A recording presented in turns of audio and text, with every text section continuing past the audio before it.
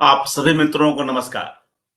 जनसुलभ पुस्तकालय कहन कोश के इस नए कार्यक्रम में आप सभी का हार्दिक स्वागत है। मित्रों, आज 17 अगस्त है और आज कवि, कथाकार, आलोचक अनामिका जी का जन्मदिन है। आज से हम लोग कुछ दिनों तक उन पर एकाग्र का आयोजन कर रहे हैं। आज उस एकाग्र की यह पहली कड़ी है।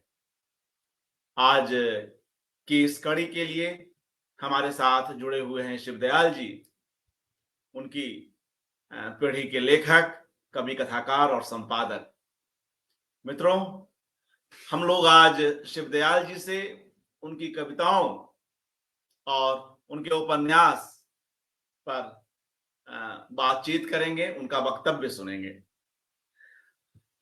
अनामिका जी की एक कविता है नमक। मैं उन्हें बुलाने से पूर्व, शिवदयाल जी को आमंत्रित करने से पहले इस कविता का पाठ करना चाहता हूं।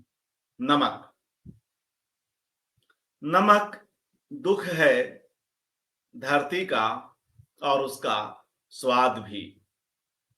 पृथ्वी का 3 भाग नमकीन पानी है और आदमी का दिल नमक का पहाड़।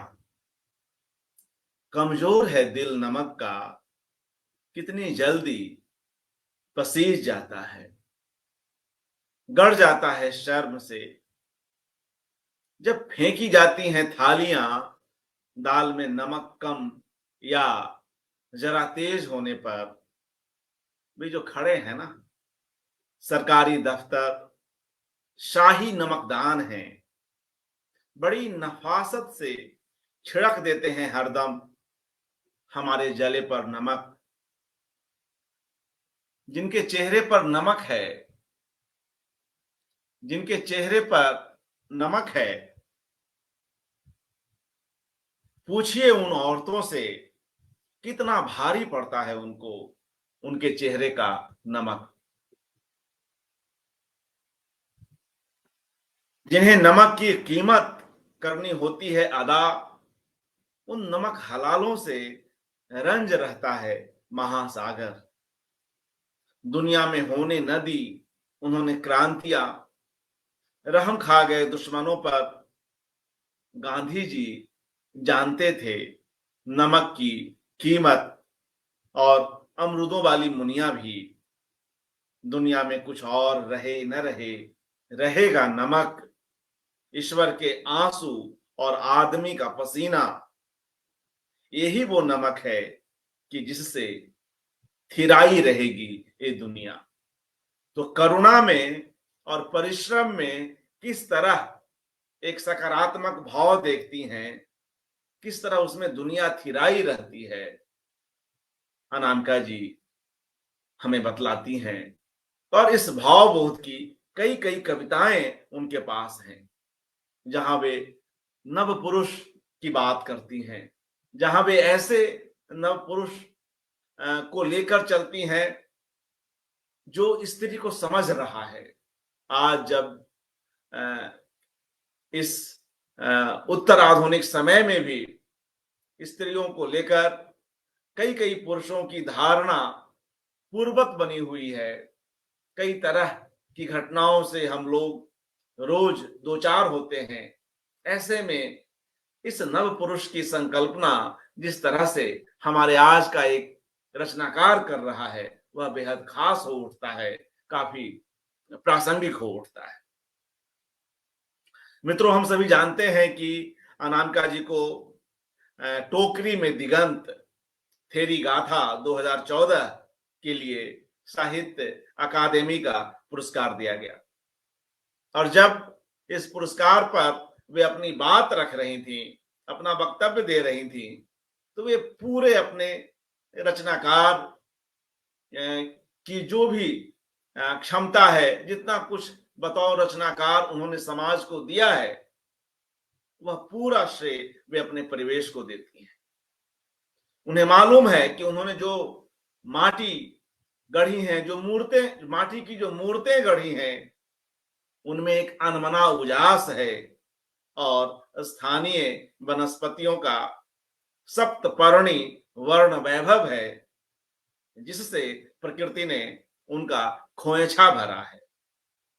वे कहती हैं, मेरा मुझ में क्या है, जो कुछ है सो तोए, जो कुछ है सो तोए। यहीं पर अरुण कमल की भी कविता याद आती है, धार कविता, जिसकी यह पंक्तियां काफी चर्चित रहती हैं, हर जगह उद्धृत होती हैं।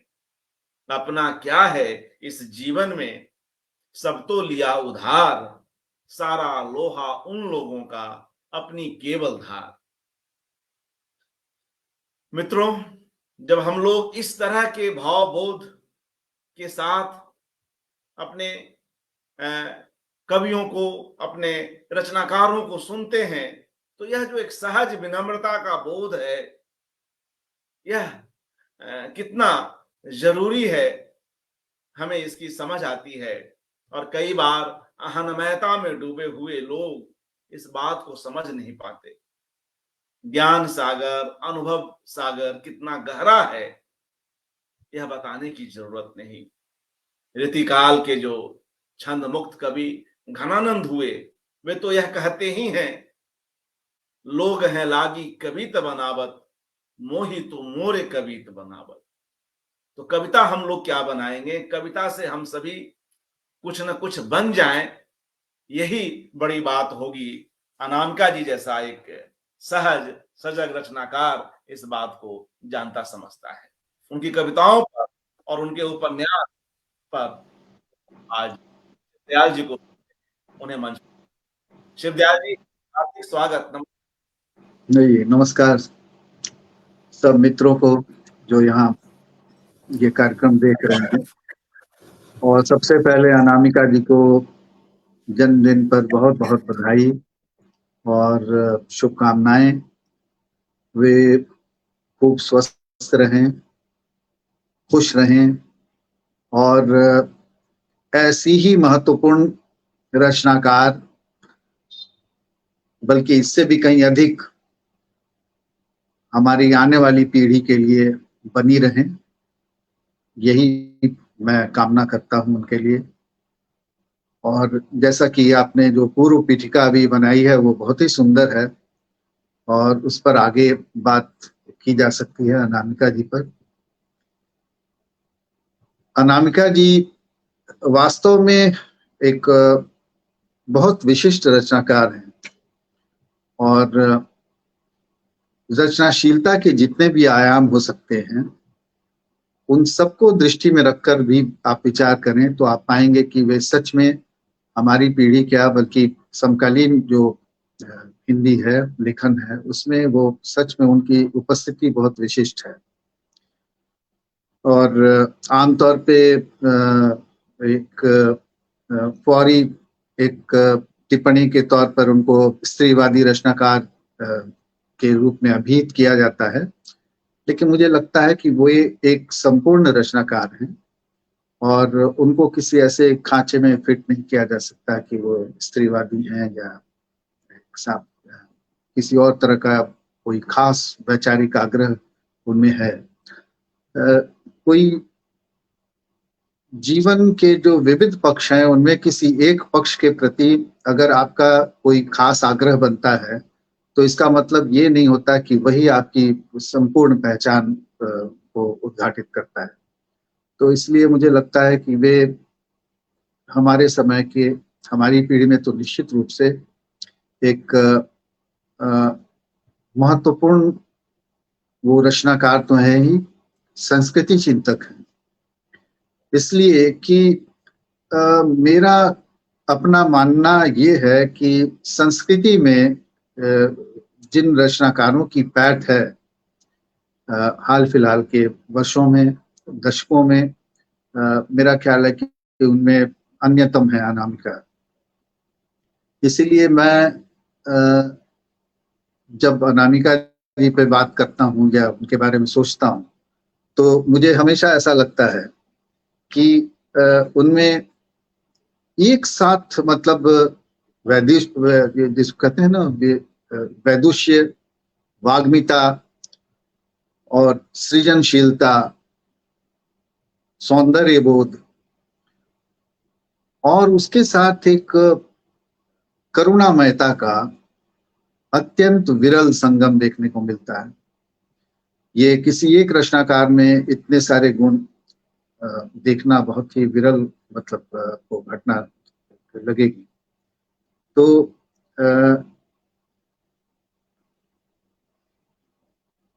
उनकी जो छवि है, अभी उनको साहित्य अकादमी भी मिला, टोकरी में दिगंत उनके कविता संग्रह पर। लेकिन उनकी जो रचनाशीलता है उसका कोई भी पक्ष आप ये नहीं कह सकते कि दूसरे पक्ष से कमतर है या कमजोर है। वे उतनी ही समर्थ उपन्यासकार हैं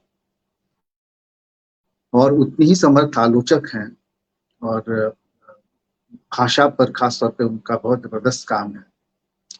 वे अंग्रेजी में भी लिखती हैं, अंग्रेजी के प्रोफेसर हैं और उन्होंने बहुत ही श्रेष्ठ कृतियों का अनुवाद किया है। तो वे अनुवादक भी हैं।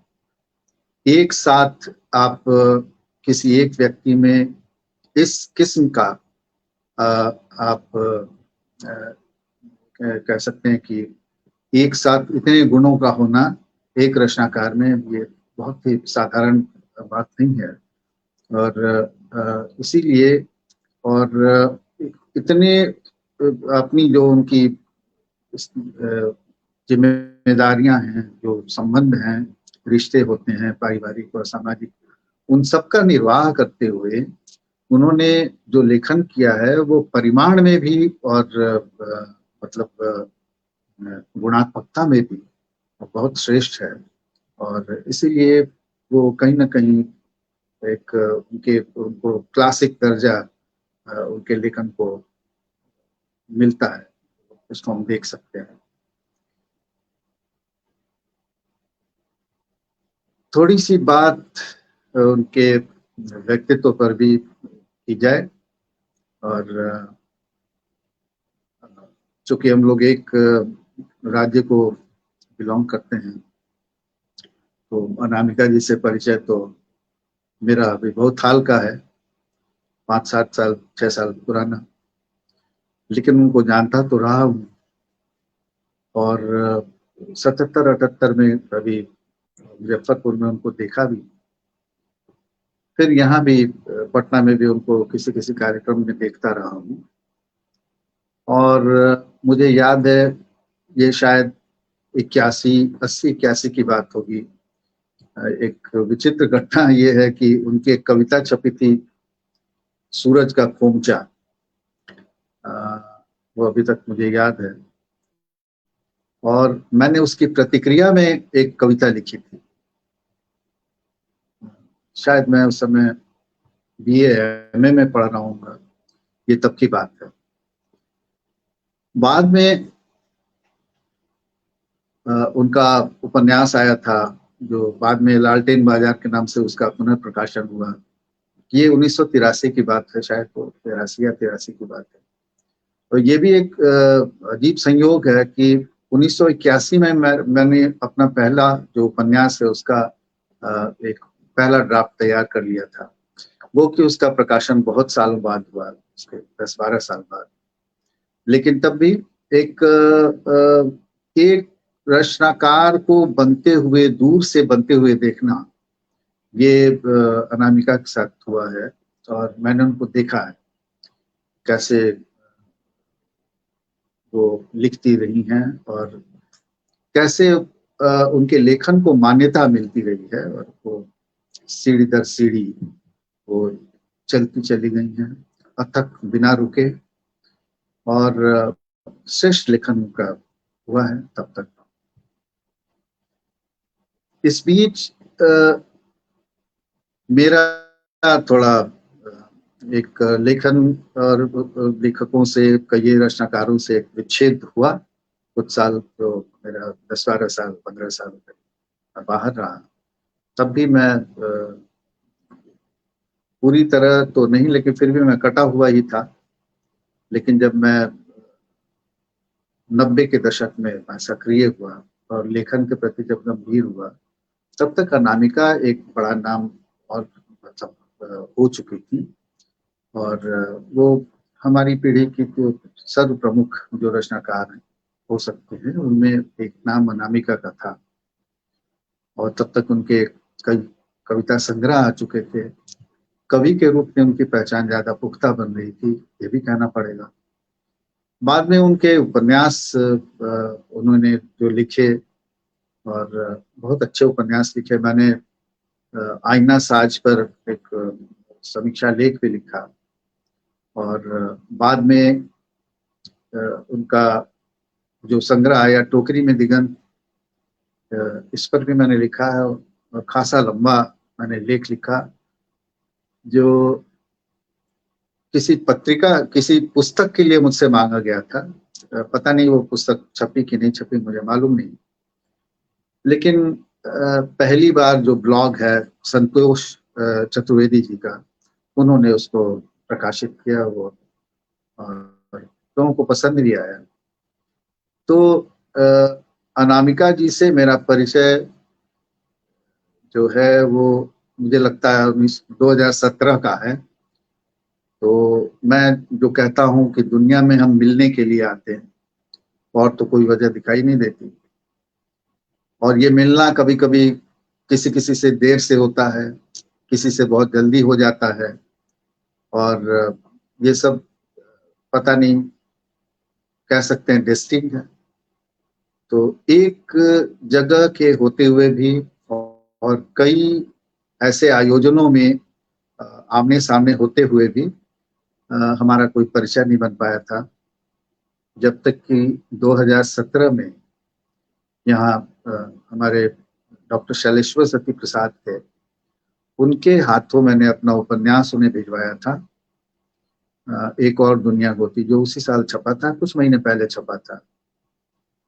और इसके शायद एक महीना के अंदर ही उनका फोन आया, उनका मैसेज आया, और मुझे ये जानकर बहुत हैरानी हुई और खुशी हुई। तो खुशी तो हुई ही कि उन्होंने एक सिटिंग में रात भर में मेरा उपन्यास पढ़ा था, और उसके बारे में देर तक कोई बात करती रही। तो कायदे से उसके पहले एक आध बार बात हुई होगी, लेकिन कायदे से पहली बार हमारी जो एक अच्छी खासी, जिसको बातचीत कहते हैं, करीब आधे घंटे की हमारी हुई थी। और उन्होंने उपन्यास पर खासतौर पे बात की थी। और भी जो चीजें होती हैं एक दूसरे को जानने की गरज से, जो जाना जाता है, पूछा जाता है। तो ये 2017 की बात थी, और आज 2023 तक वही हमारी मैत्री का प्रस्थान बिंदु था। और उसके बाद हम आपस में रचनात्मक स्तर पर भी आपस में जुड़े रहे हैं, और कभी कभी अपनी चीजें एक दूसरे को भेजते हैं। तो कभी कभी भी होता है कि विषय भी सुझाते हैं। मैंने हाल में एक कहानी लिखी थी, इसका विषय अनामिका जी ने सुझाया था, और देर से मैं किसी विषय की तलाश में था। तो जरूर उससे मिलता जुलता कुछ मैं सोच रहा था, लेकिन उसका एक असर हुआ। और करीब 3-4 साल बाद मैंने एक कहानी लिखी थी, जो आजकल में छपी थी, अधरम मधुरम। तो ये जो दो रचनाकारों के बीच जो आपसी संवाद होता है, वो सृजनशीलता के लिहाज से कितना महत्वपूर्ण होता है, ये इसकी एक बानगी है। और आमतौर पर तो रचनाकारों के बारे में जब हम बात करते हैं, तो कोई बहुत सुखद उसमें स्थिति देखने को नहीं मिलती।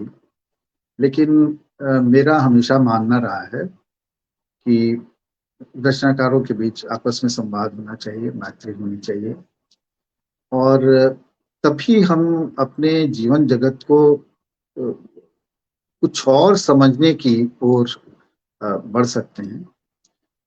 अपनी संवेदनशीलता का विस्तार कर सकते हैं, अपनी दृष्टि का, अपने उसकी परिधि का विस्तार कर सकते हैं। तो अनामिका जी का जो कहना चाहिए, उनका उनके साथ जो एक हमारा मैत्री का संबंध है, तो वो मेरे लिए और बहुत मूल्यवान है, मुझे कहना चाहिए। और कोई कोई व्यक्ति आपको अलग से प्रेरित करता है, तो उनमें से अनामिका जी हैं। वो रचनाशीलता को आपको उकसाती हैं और खुद वो इस कदर समर्पित हैं लेखन के प्रति कि जैसा कि मैंने बताया कि सारी स्थितियों का के बीच रहते हुए भी वो लेखन के साथ उनका कोई कॉम्प्रोमाइज नहीं होता। मैं इसलिए भी उनका आदर करता हूँ कि जिसको ज्ञानी जन कहते हैं, मैंने उनको कहा भी है कि ज्ञानियों का कहना है कि अपने को भंवर के केंद्र बिंदु की तरह स्थिर रखो। जो संसार में जो गति है, जो चीजें घट रही हैं, उनके बीच स्थित रखे रहो, मतलब कि एक अपने को साधने की बात होती है। मैंने उनको कहा है कि वो स्थिति उन्होंने अपने को इस तरह से साधा है। अगर नहीं साधा होता तो इस कदर उनका लेखन, उनका काम हमारे सामने नहीं आता। तो यहाँ आमतौर पे हम जैसे लोग पिछड़ते हैं, उस कदर अपने को नहीं साध पाते, लेकिन तब भी वो एक चीज है। तो मेरा ख्याल है कि उनका आलोचकीय पक्ष भी बहुत महत्वपूर्ण है। उनका जो आलोचकीय दृष्टि है, अब देखिए स्त्रीवाद का ही अगर आप उसकी बात करें, तो स्त्रीवाद को भाषा से, जिस तरह से भाषा और स्त्रीवाद के बीच के अंतर संबंधों को उन्होंने देखा है और जिस गहराई से इस पर विचार किया है, वो अद्भुत है। वो मेरा ख्याल से ये बहुत ही मतलब उनकी एक विशिष्ट उपलब्धि है, और हम हिंदी की भी इस मायने में। उनकी एक छोटी सी पुस्तिका है, स्त्री का भाषा घर। कई साल पहले मुझे ये किशन कालजई से मिली थी किताब, और भाषा और स्त्रीवाद का संबंध आपको बिल्कुल मतलब आप विस्मित होंगे इस किताब को पढ़कर। और बाद में उनकी रचनाओं में भी आप ये बात देखेंगे कि जो वो कहती हैं स्त्री का भाषा घर, मतलब जो हमारी हमारा जो भाषिक परिवेश है, उसका उसके मूल में स्त्रियां हैं। और इसीलिए आप देखिएगा वो जैसे आप जब स्त्री चरित्र की बात करेंगे या उसके उसके घरेलू जो इनके जो चीजें आती हैं, आर्टिकल्स आते हैं और जो परिस्थितियां आती हैं, तो आप देखेंगे कि अनामिका ने घर को और घरेलूपन को ये संसार का अनिवार्य और एक तरह से अपरिहार्य हिस्सा बना दिया है। ये पहले ऐसे नहीं हुआ था, इतने फोर्स के साथ, इतने बल के साथ ये चीज नहीं घटी थी हमारे यहाँ। और यह सब भाषा के कारण ही संभव हो पाया। तो ये इनकी, इसीलिए मैंने कहा कि ये बहुत विशिष्ट रचनाकार हैं। और इनके यहाँ जो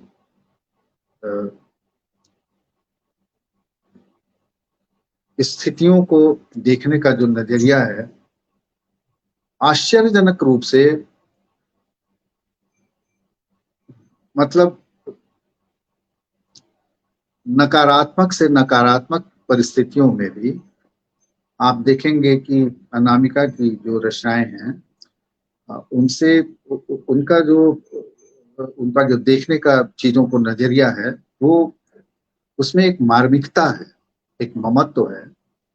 और जैसे एक बड़ा बुजुर्ग कहता है कि भाई ये करना, ऐसे करना ठीक नहीं है, तो ठीक से रहा करो। जैसे एक बड़े बुजुर्ग का जो एक नजरिया होता है देखने का चीजों को, और अपने से छोटों को गलत चीजों से विरत रहने का एक जो का संदेश होता है देने का, तो उस तरह से ये चीजों को देखती हैं। मुझे लगता है कि अगर इस लिहाज से देखा जाए तो इनकी रचनाओं में प्रतिरोध है,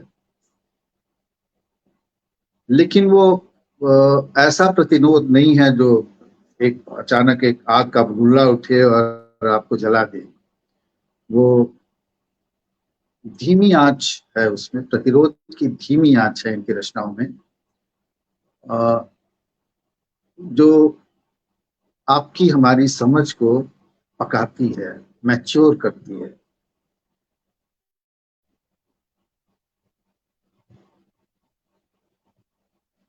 तो एक और मुझे इस बात का उल्लेख करना चाहिए, अनामिका का जो पूरा रचना संसार है, जो सृजनशीलता है, इसके पीछे इनकी पारिवारिक पृष्ठभूमि का भी बहुत बड़ा हाथ है।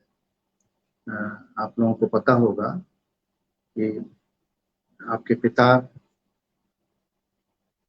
डॉक्टर श्याम नंदन किशोर असाधारण प्रतिभाशाली व्यक्ति थे, कवि थे, और 14-15 साल की उम्र में ही उनका संग्रह आ गया था। और जहां तक मुझे याद आता है 1949 में इनके 2 संग्रह आ गए थे, और पहले की भूमिका बेनीपुरी जी ने लिखी थी और दूसरे संग्रह की भूमिका पंत जी ने लिखी थी। अपने समय के वो बहुत ही लोकप्रिय और बहुत ही प्रतिभाशाली कवि थे। उन्होंने नई कविता का एक उसका एक नया तेवर और एक नया विन्यास प्रस्तुत किया था अपने समय में।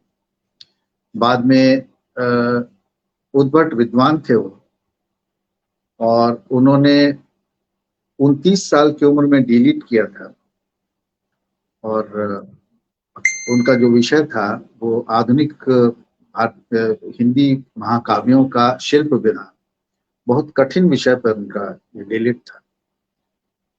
उनके कुल 6-7 संग्रह छपे थे कविता के, और आलोचना उन्होंने लिखी थी। वो सब किताबें हैं। 5 खंडों में अनामिका जी ने अपने बड़े भाई के साथ मिलकर उसका संपादन किया है रचनावली का। तो मुझे मौका मिला और मैंने डॉक्टर श्याम नंदन किशोर की कविताओं पर भी लिखा, जो आजकल में छपा था। इनके साथी की जो माता जी थी, जिनका हाल में पिछले साल देहांत हो गया, वे भी हिंदी की प्राध्यापक थी और रचनाकार भी थी। तो ऐसा जो परिवेश था इनका, पारिवारिक परिवेश, जिसमें लिखने पढ़ने और रचनाकारों, श्रेष्ठ रचनाकारों से मिलने जुलने का एक संस्कार था। तो आप समझ सकते हैं कि उसको किस तरह से, किस तीव्रता के साथ, तन्मयता के साथ अनामिका जी ने ग्रहण किया और अपनी रचनाशीलता को इस स्तर तक ले आई। और आप अगर कुछ पूछना चाहें तो पूछें अर्पण जी। जी मित्रों, शिवदयाल जी ने उनके कविता संग्रह जिसकी बात अभी वे कर रहे थे, टोकरी में दिगंत पर लिखा, और उनके उपन्यास आईना साज पर भी लिखा। कई मित्रगण उन आलेखों को पढ़े हुए हैं, और कई लोग संभव है कि नहीं भी पढ़े होंगे जो आज इस प्रोग्राम को देख रहे हैं। तो मैं निवेदन करता हूं शिवदयाल जी से कि वे उनके संकलन, कविता संकलन टोकरी में दिगंत पर जो आलेख है उसको भी पढ़ें, हमारे साथ साझा करें, और बाद में जो उपन्यास आईना साज पर लिखा है उसका भी पाठ हो। तो एक विधिवत आलोचकीय चर्चा इस कड़ी में हो पाएगी। शिवदयाल जी। तो ये तो खासा लंबा ये आलेख है, लेकिन आपका आग्रह है तो उसको पढ़ देता हूं। जी जी जी, स्वागत। ये पहली बार संतोष चतुर्वेदी ब्लॉग चलाते हैं, बड़ा अच्छा ब्लॉग है उनका, तो उसमें ये प्रकाशित हुआ। टोकरी में दिगंत, स्त्रीवाद का काव्यमय भारतीय पाठ। एक पृष्ठभूमि खासी बड़ी है इसकी, उसी पे ये आगे बात पड़ती है इसमें। ऐसे अति प्रश्न न करो गार्गी, तुम्हारा मस्तक फट जाएगा। जनक की ब्रह्म विद्या पर आयोजित विद्वत सभा में ब्रह्मवेत्ता याज्ञवल्क्य से ब्रह्म ज्ञानी और जिज्ञासु प्रश्न पूछ रहे थे, जिनका वे समाधान करते जाते थे। ब्रह्मवादिनी गार्गी ने 2 चरणों में आत्मा और ब्रह्म से संबंधित याज्ञवल्क्य से प्रश्न पूछे, प्रश्न पर प्रश्न पूछे और मुनि उत्तर देते चले गए। और प्रथम चरण में इस प्रश्नोत्तरी का अंत इस प्रकार हुआ, यानी कि ऐसे अति प्रश्न न करो गार्गी। गार्गी चुप हो गई। फिर दूसरे चरण में उसने याज्ञवल्क्य मुनि से काल और स्थान, टाइम एंड स्पेस से संबंधित 2 प्रश्न पूछे, और इस बहाने यह भी पूछ लिया कि यह ब्रह्मांड किसके अधीन है। तब मुनि ने उसे अक्षर तत्व के बारे में विस्तार से बताया। एतस्य वा अक्षरस्य प्रशासने गार्गी, कोई अक्षर अविनाशी तत्व है जिसके प्रशासन में ब्रह्मांड है। गार्गी ने याज्ञवल्क्य को परम ब्रह्मनिष्ठ मान लिया और उन्हें प्रणाम कर सभा से विदा ली। सभा ने भी गार्गी की प्रशंसा करते हुए उसे ब्रह्मवादिनी माना।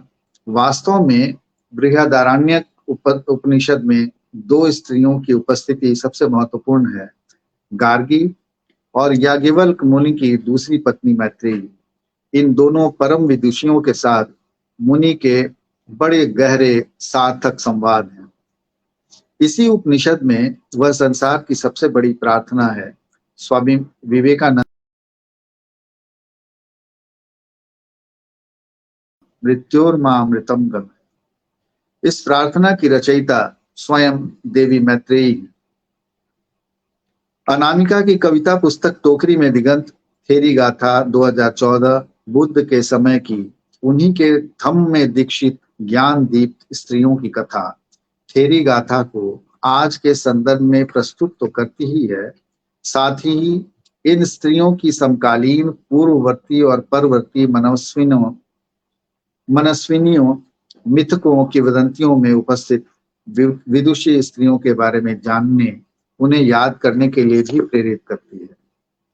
राजा अशोकपति जब अपनी परम तेजस्विनी पुत्री सावित्री के लिए योग्य वर नहीं ढूंढ सका, तो उसने स्वयं उसे अपना वर चुनने को कहा। वन में अपना राज्य हार चुके द्युमत सेन के पुत्र सत्यवान को वर कर सावित्री वन का दुष्कर जीवन अपने लिए चुनती है, यह जानते हुए भी कि सत्यवान को छोटा जीवन मिला है। जब यम स्वयं चलकर सत्यवान के प्राण हर कर ले जाने लगते हैं, तो वह भी उनके पीछे चल पड़ती है, अपनी बला छुड़ाने के लिए नहीं, बल्कि सावित्री की बुद्धि, वाग्मिता और पति के प्रति अखंड निष्ठा और समर्पण से चमत्कृत होकर उसे वर देते चले जाते हैं। कहते हैं, सावित्री, तुम्हारे मुख से मानो पराग झड़ रहे हैं। ज्यों ज्यों मैं तुम्हारे सुंदर विचारों को सुनता जाता हूँ, तुम्हारे प्रति मेरा सम्मान बढ़ता ही जाता है। मांगो, कोई अतुलनीय वर मांगो। सावित्री ने अपनी दिव्यता और तेज से मानो साक्षात यम को अपने वश में कर लिया है। वह उसे अनेक संतानों की माता होने का वर दे बैठते हैं। उन्हें जैसे सावित्री की जीत पर खुशी है, गर्व भी। सत्यवान को वे आयुष्य का आशीर्वाद देते कहते हैं कि वह अपनी पत्नी सावित्री के नाम के साथ अमर रहेगा। एक कथा है, पत्नी अरुंधति को आश्रम में अकेली छोड़ वशिष्ठ सप्तर्षियों के साथ हिमालय का तप करने चले गए। कुछ समय बाद ही उस क्षेत्र में भीषण अकाल पड़ा। अरुंधति ने भूखे रहकर ही शिव जी की तपस्या शुरू कर दी।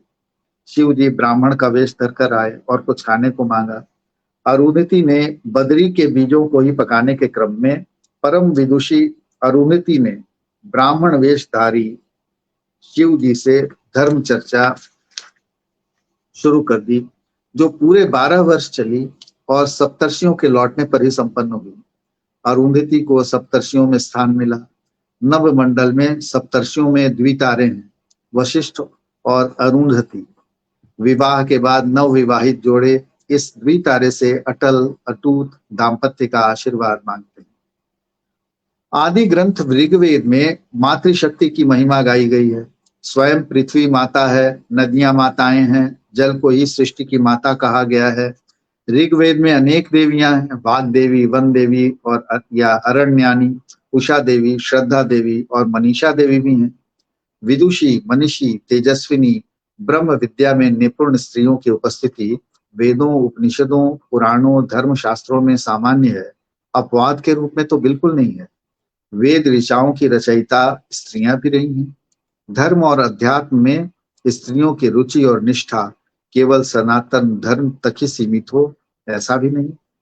600 वर्ष पूर्व ईसा पूर्व बुद्ध और उनके धर्म के प्रति भी स्त्रियों का आकर्षण बना। बुद्ध को भिक्षुणियों को भी बौद्ध संघ में शामिल करना पड़ा। उसी प्रकार लगभग उसी काल में वर्धमान महावीर के जैन संघों में भी आर्यिकाएं और साध्वियां जुड़ी।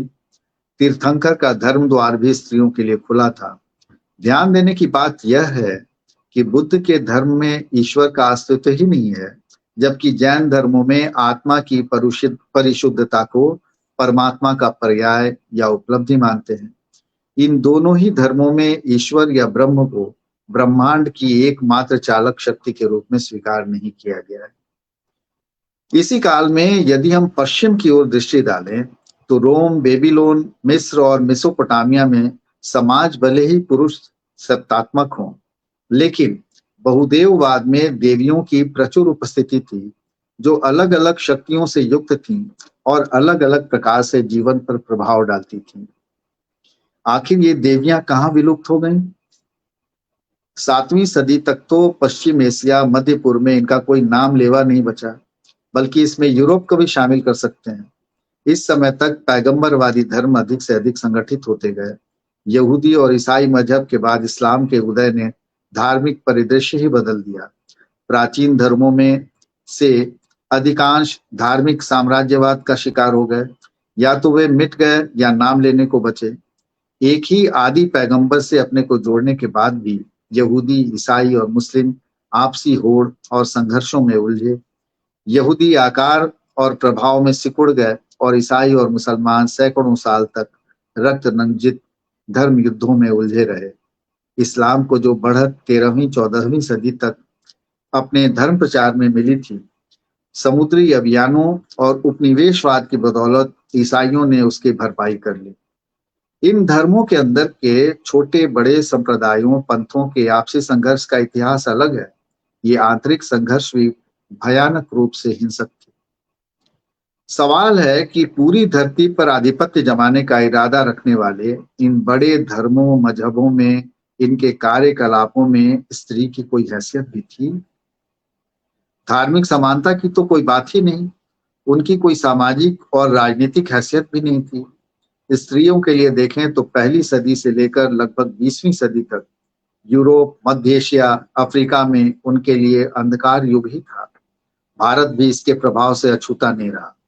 कितनी अजीब बात है कि स्त्री और पुरुष दोनों एक मान की इकाइयां हैं, यह मानने में यूरोप को ज्ञानोदय के बाद भी 300 साल लग गए। दुनिया के 1 और 2 नंबर के मजहबों में आश्चर्यजनक रूप से कोई स्त्री प्रतीक खड़ा नहीं हो सका। धार्मिक या राजनीतिक प्रतीक 15वीं 16वीं सदी में जोन ऑफ आर्क और एरागन की कैथरीन जैसी कुछ महान महिलाओं को छोड़कर तो बिल्कुल नहीं।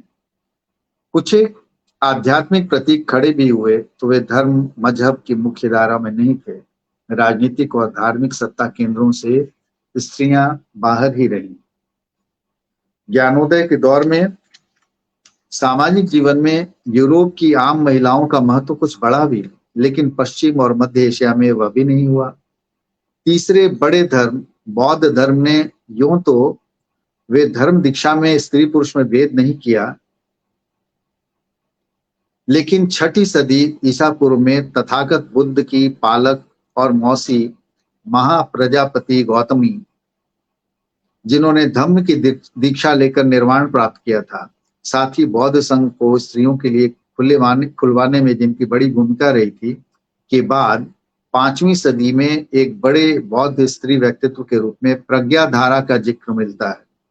इन दोनों व्यक्तित्वों के बीच लगभग 1000 वर्ष का अंतर है।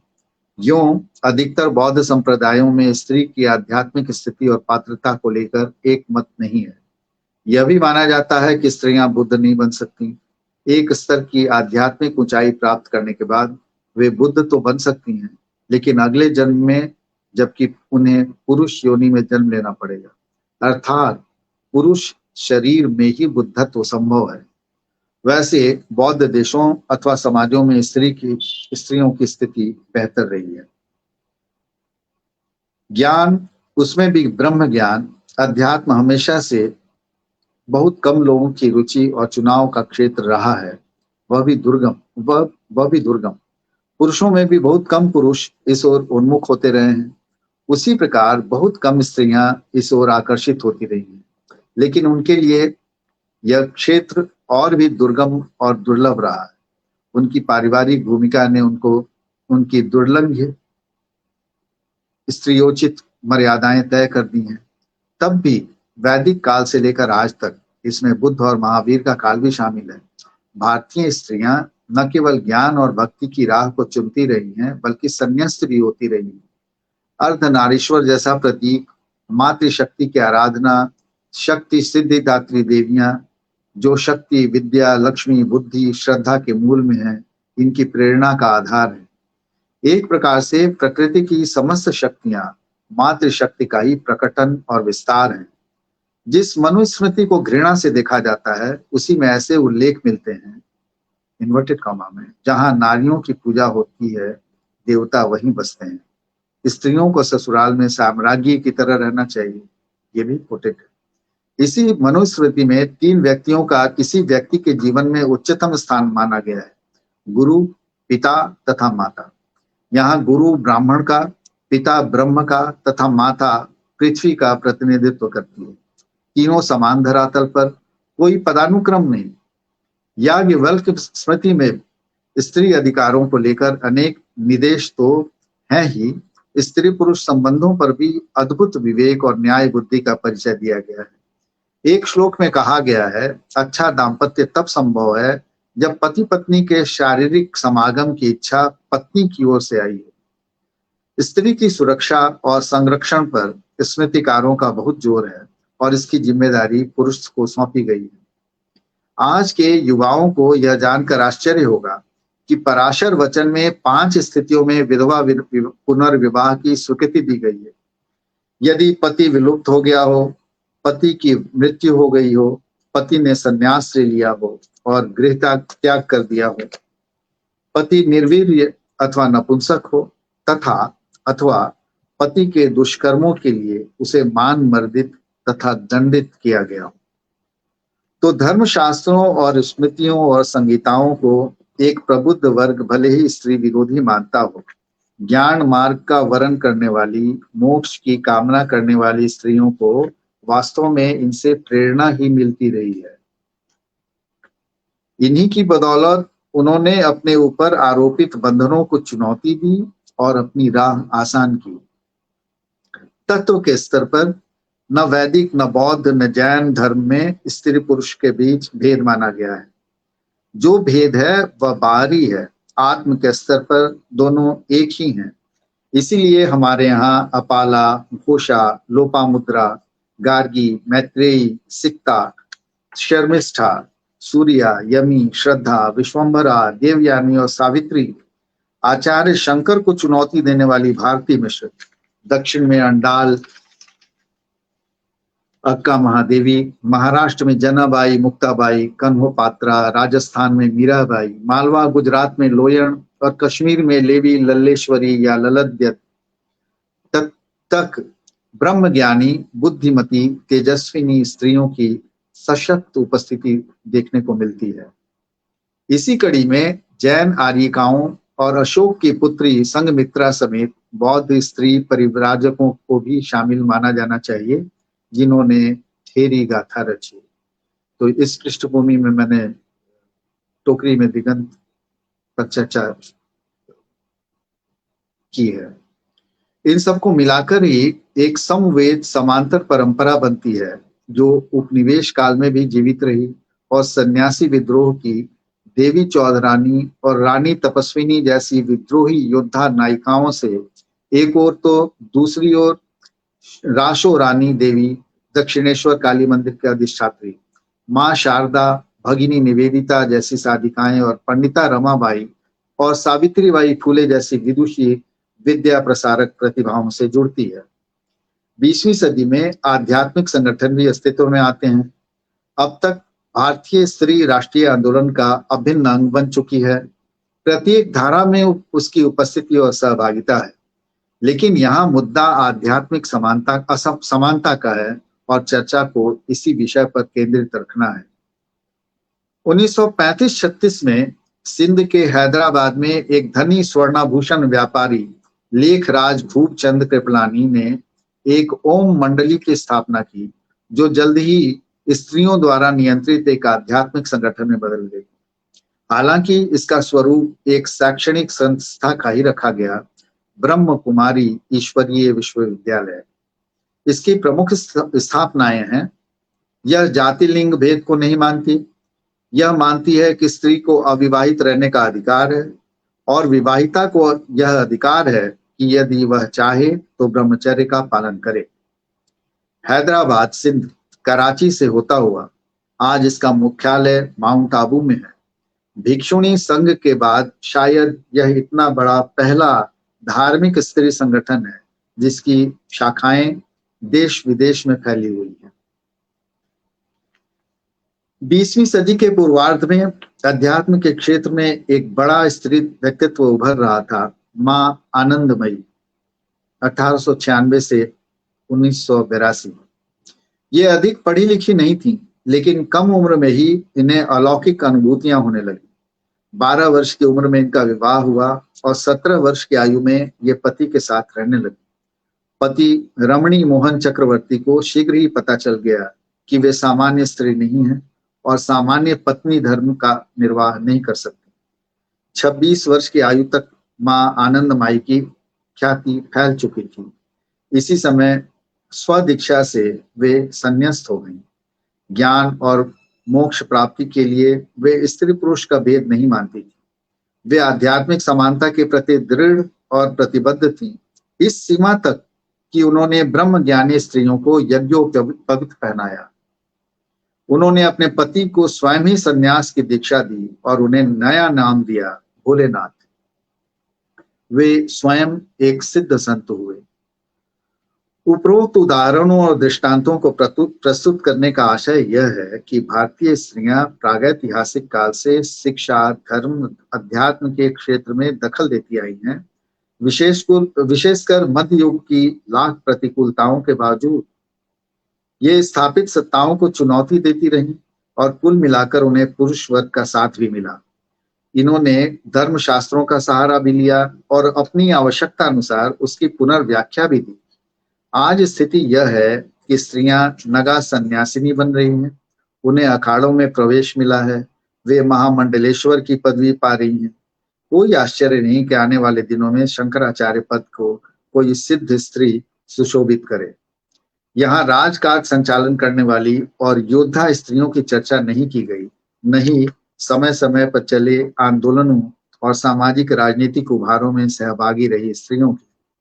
यह उपलब्धि इसलिए भी अत्यधिक महत्व की हो जाती है कि पिछले कम से कम 1000 वर्ष में अनेक हिंस्र अभियानों और आक्रमणों ने भारतीय समाज को राजनीतिक, आर्थिक और सांस्कृतिक स्तर पर गहरी क्षति पहुंचाई। स्त्रियों की स्थिति और भूमिका पर इनका सबसे विनाशकारी प्रभाव पड़ा। विडंबना और दुर्भाग्य यह कि भारत की केंद्रीय सत्ता पर उन्हीं मजहबों का कब्जा रहा जिनके यहाँ स्त्री पुरुष समानता कोई महत्व का विषय ही नहीं रहा। और यह दौर लगभग 700 वर्षों का रहा जिसमें आम भारतीय स्त्री की स्थिति निम्नतम स्तर पर चली गई और उससे उबारने का श्रेय भी हमारी विदेशी औपनिवेशिक शासकों को मिला। अस्तित्व रक्षा के लिए हजार वर्षों से लगातार जूझते भारतीय समाज ने स्वतंत्रता का विहान देखा तो इसके पीछे नव जागरण यूरोप का भले एक कारण रहा हो, लेकिन असल कारण तो हमारी खोई हुई स्मृति की पुनर्लब्धता थी, जिसमें हमारे जीवन मूल्य थे, हमारे स्वप्न थे, हमारे संघर्ष थे, विद्रोहों प्रतिरोधों की अटूट श्रृंखला, जिनमें स्त्रियां न केवल भागीदार थीं बल्कि कभी कभी तो उनका नेतृत्व भी किया। स्मृतिहीनता और गुलामी से उपजी आत्महीनता के गर्त से हमें बाहर निकालने का काम मूलतः हमारे कवियों ने किया। उन्होंने अनेक विस्मृत महान स्त्री पात्रों की महिमा भी गाई, उन्हें पुनर्सृजित किया और यह पूरे उपमहाद्वीप में हुआ। आज भारत में महिलाएं जिस मुकाम पर हैं, लगभग सर्वत्र उनकी उपस्थिति है। जीवन के प्रत्येक क्षेत्र में उसे वास्तव में लोकतंत्र ने संभव बनाया है। भारत ही नहीं, यूरोप की महिलाओं ने भी 20वीं सदी में जो कुछ अर्जित किया वह लोकतंत्र से ही अर्जित किया। यूं 20वीं सदी के पूर्वार्ध में समाजवादी राज्य अस्तित्व में आए जो स्त्री पुरुष के बीच कोई भेद सिद्धांततः नहीं मानते थे। दुनिया में कोई 36 देश समाजवादी देश बने, आज उनमें से केवल 3 ही बच गए हैं। लेकिन स्त्रियां कहीं भी राष्ट्राध्यक्ष नहीं बनी, निर्णय कार्य स्तर पर भी उनकी प्रतीकात्मक उपस्थिति बढ़ रही। लेकिन लोकतंत्र ने स्त्रियों के लिए वह सब लभ्य कराया जिसकी कामना की जा सकती है। अनामिका के टोकरी के दिगंत को उपरोक्त संदर्भ और पृष्ठभूमि में रखकर उसके तत्व और महत्व को समझा जा सकता है। और इतना तो निश्चय ही कहा जा सकता है कि यह टोकरी जिसमें दिगंत कवित्री ने रखा है वह वास्तव में लोकतंत्र की ही सुलभ कराई है।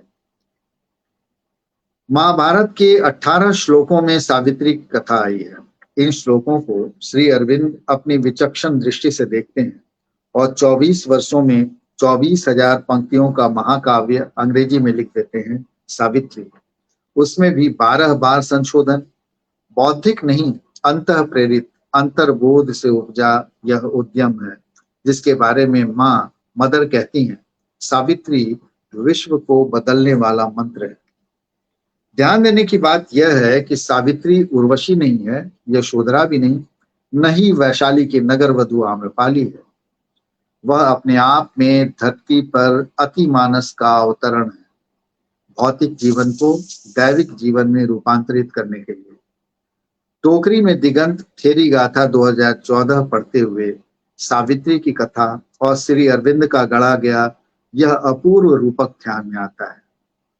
अनामिका कहती हैं कि नालंदा के खंडहरों के निकट पुलकन सरोवर के किनारे नालंदा विश्वविद्यालय और उसके जलाए गए पुस्तकालय की राख की पोटली लिए बैठी थेरी गाथा की थेरियों की झलक उन्हें मिली थी।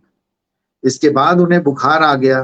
बुखार की तंद्रा में ही उनका थेरियों से संवाद चला, जिसकी निष्पत्ति इन कविताओं या की कविता के रूप में हुई। अर्थात ये कविताएं एक अर्ध चैतन्य अवस्था में रची गई हैं, अंतः प्रज्ञा से निःसृत भाविक ऊर्जा के आवेशन में। इनमें ज्ञान, अनुभव, स्मृति और कल्पना सब सन्निविष्ट हैं। इनमें प्रवाहमान चेतना काल गति का भी अतिक्रमण करती है। इन कविताओं में एक बेचैनी है जो किसी खोई हुई अनमोल वस्तु की खोज के लिए होती है। वितृष्णा थेरी अब बोल पड़ी मेरे ही भीतर से, कविता से यह खोज स्पष्ट होती है। ऐसे ही किसी रोज घर से निकली होंगी थेरियां, जो यह नहीं जानता वह कहाँ जा रहा है, जाता है वह बहुत दूर, कहती थी दादी, तो मैं भी चल ही दी। जाना था मुझको नालंदा, बुद्ध से मिलना एकदम जरूरी था। चली जैसे चलती है लू, हाहास लिए बेरोक टोक आर पार। विभिन्न पृष्ठभूमि की महिलाएं अपने जीवन से विरक्त होकर मानसिक शांति और आध्यात्मिक उपलब्धि के लिए धम्म की शरण आई थी। उन्हें परम पुरुष बुद्ध मिले, शांति मिली, मुक्ति मिली। इन स्त्रियों के लिए उन्होंने संघ के द्वार खोल दिए, यह जानते हुए भी कि इससे धम्म की आयु कम हो जाएगी। लेकिन जैसा कि भूमिका में अनामिका कहती हैं, बुद्ध को अविश्वास स्त्रियों पर नहीं, पुरुषों के निग्रह पर था। उन्हें मालूम था कि स्त्रियों के संग में शामिल होने के बाद भी पुरुष समाज अपने को इस हद तक नहीं बदल पाएगा जिसमें वह स्वतंत्र स्वाधीन इकाई के रूप में स्त्री अस्तित्व को स्वीकार कर सके। 2500 साल पहले बुद्ध के सानिध्य और मार्गदर्शन में ये महिलाएं संबुद्ध हुईं, उन्हें चुनाव की स्वतंत्रता मिली और धार्मिक समानता के आधार पर मोक्ष की पात्रता मिली। थेरियों ने जो उदान में अपने उद्गारों में जो अपने पूर्व जीवन की व्यथा कथा कही है, 2500 वर्ष बाद प्राय उन्हीं जीवन स्थितियों को अनामिका ने आज के नालंदा, मुजफ्फरपुर, वैशाली, मगध आदि क्षेत्रों में समाज जीवन और महिलाओं की स्थिति के बरक्स देखा, बल्कि उन पर लागू करके देखा है। यह पूरा क्षेत्र कुल मिलाकर थेरियों का धम्म क्षेत्र उनकी मुक्ति भूमि है। टोकरी में दिगंत में ऐसे सांप्रतिक चरित्रों में थेरियों की तलाश है जो अपने साधारण जीवन के बड़े संघर्षों से जूझते बुद्धत्व प्राप्त कर रहे हैं। इनमें केवल थेरियां नहीं, थेर भी हैं। आम्रपाली, सुजाता, सुमंगला माता, मल्लिका जैसी संबुद्ध थेरियों और 2014 के मुजफ्फरपुर की मोनकिया धाय और फुर्सत बुआ के बीच कई सहस्त्राब्दियों का अंतराल पसरा है। एक सेकंड।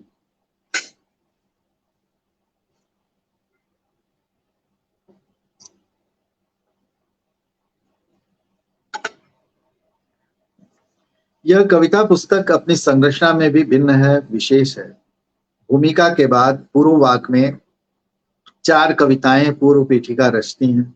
इसके बाद 3 अंक हैं। अंक 1 थेरियों की बस्ती में 28 अंक, 28 अंक 2 ये मुजफ्फरपुर नगरी है, सखियों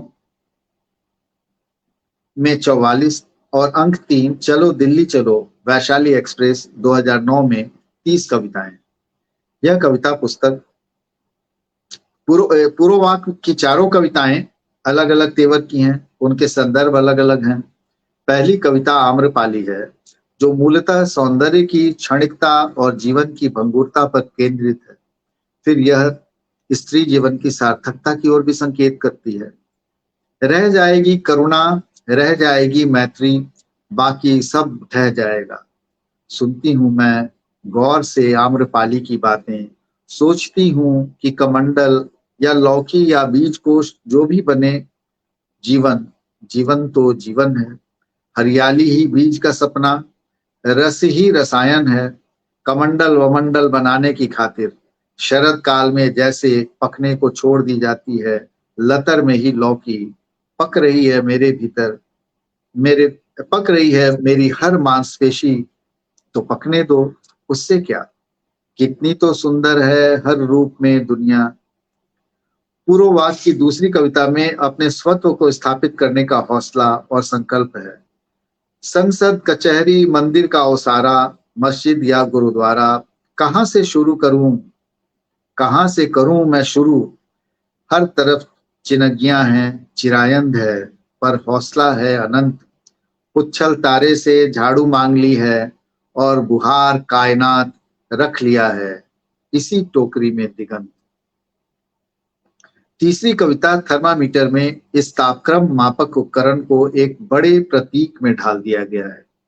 इस कविता में पारिस्थितिकीय परिवर्तन के प्रति दुश्चिंता अभिव्यक्त हुई है। लगातार गर्म होती धरती के लिए निष्पत्र पेड़ थर्मामीटर बन गए हैं। चौथी कविता कीमोथेरेपी के बाद एक अलग ही स्तर पर ले जाती है। कैंसर के इलाज के लिए कीमोथेरेपी के बाद सांसों से भी झीने झड़ते केशों को लेकर एक रुग्ण स्त्री की शारीरिक मानसिक दशा का हृदय द्रावक वर्णन है। सांसों से भी झीने इन केशों का वारा न्यारा करने आती है खिड़की से ठंडी हवा। तोशक के नीचे सिहरती हैं स्मृतियां एक्स-रे प्लेटों से सटी हुई। जीवन मरण के बीच झूलती इस स्त्री के पास कुछ मधुर स्मृतियां तो हैं, लेकिन एक्स-रे प्लेटों से सटी हुई जिसमें दो अकेले लोग मुस्कुरा कर देखते हैं एक दूसरे को। एक पीला फूल प्रज्ञा दीपित सा खिला हुआ सिरहाने खोल रहा जीवन के मायने। आगे न पीछे जीवन तो बस इस पल के नन्हे वर्तुल में समाया है। जैसे कि आंखों में एक बूंद अब गिरी तब गिरी जैसी। पूर्व वाक से लेकर अंक 3 तक कविताओं में एक काल क्रमबद्धता दिखाई देती है, अतीत से भविष्य की ओर। अंक 1 थेरियों की बस्ती में थेरियों से संवाद है, जो प्रायः रूपकों में अभिव्यक्त हुआ है। पहली कविता इतिहास में जो पटरानी कोप भवन में बैठी है, वह वास्तव में भारत की आत्मा ही तो है। वृज्जियों का लोकतंत्र ऊँघती हुई यादों में अब भी जीवित बचा है। गठरियां कविता में कवित्री कहती हैं, भूख प्यास नींद और कामना भी थेरिया ही है, रास्ता दिखाती हैं और साथ कभी नहीं छोड़ती। तृष्णा स्मृति भाषा वितृष्णा जिजीविषा भी थेरियों के रूप में चित्रित हैं, भले ही इनका भौतिक अस्तित्व न रहा हो, ये कल्पना की ही उपज हो। लेकिन थेरी तो वही है जो शिक्षित दीक्षित करे, मार्गदर्शन करे। भाषा थेरी की कल्पना और उससे संवाद अद्भुत रूप से सृजनात्मक है। वह ममता का सागर है। कवित्री से कहती है, सत्य ही मेरा स्तन्य है, मेरी यह गोद है तुम्हारा घर। वाणी मैं, ब्रह्मांड है कोख में मेरी, सातों समुंदर मेरा आंचल।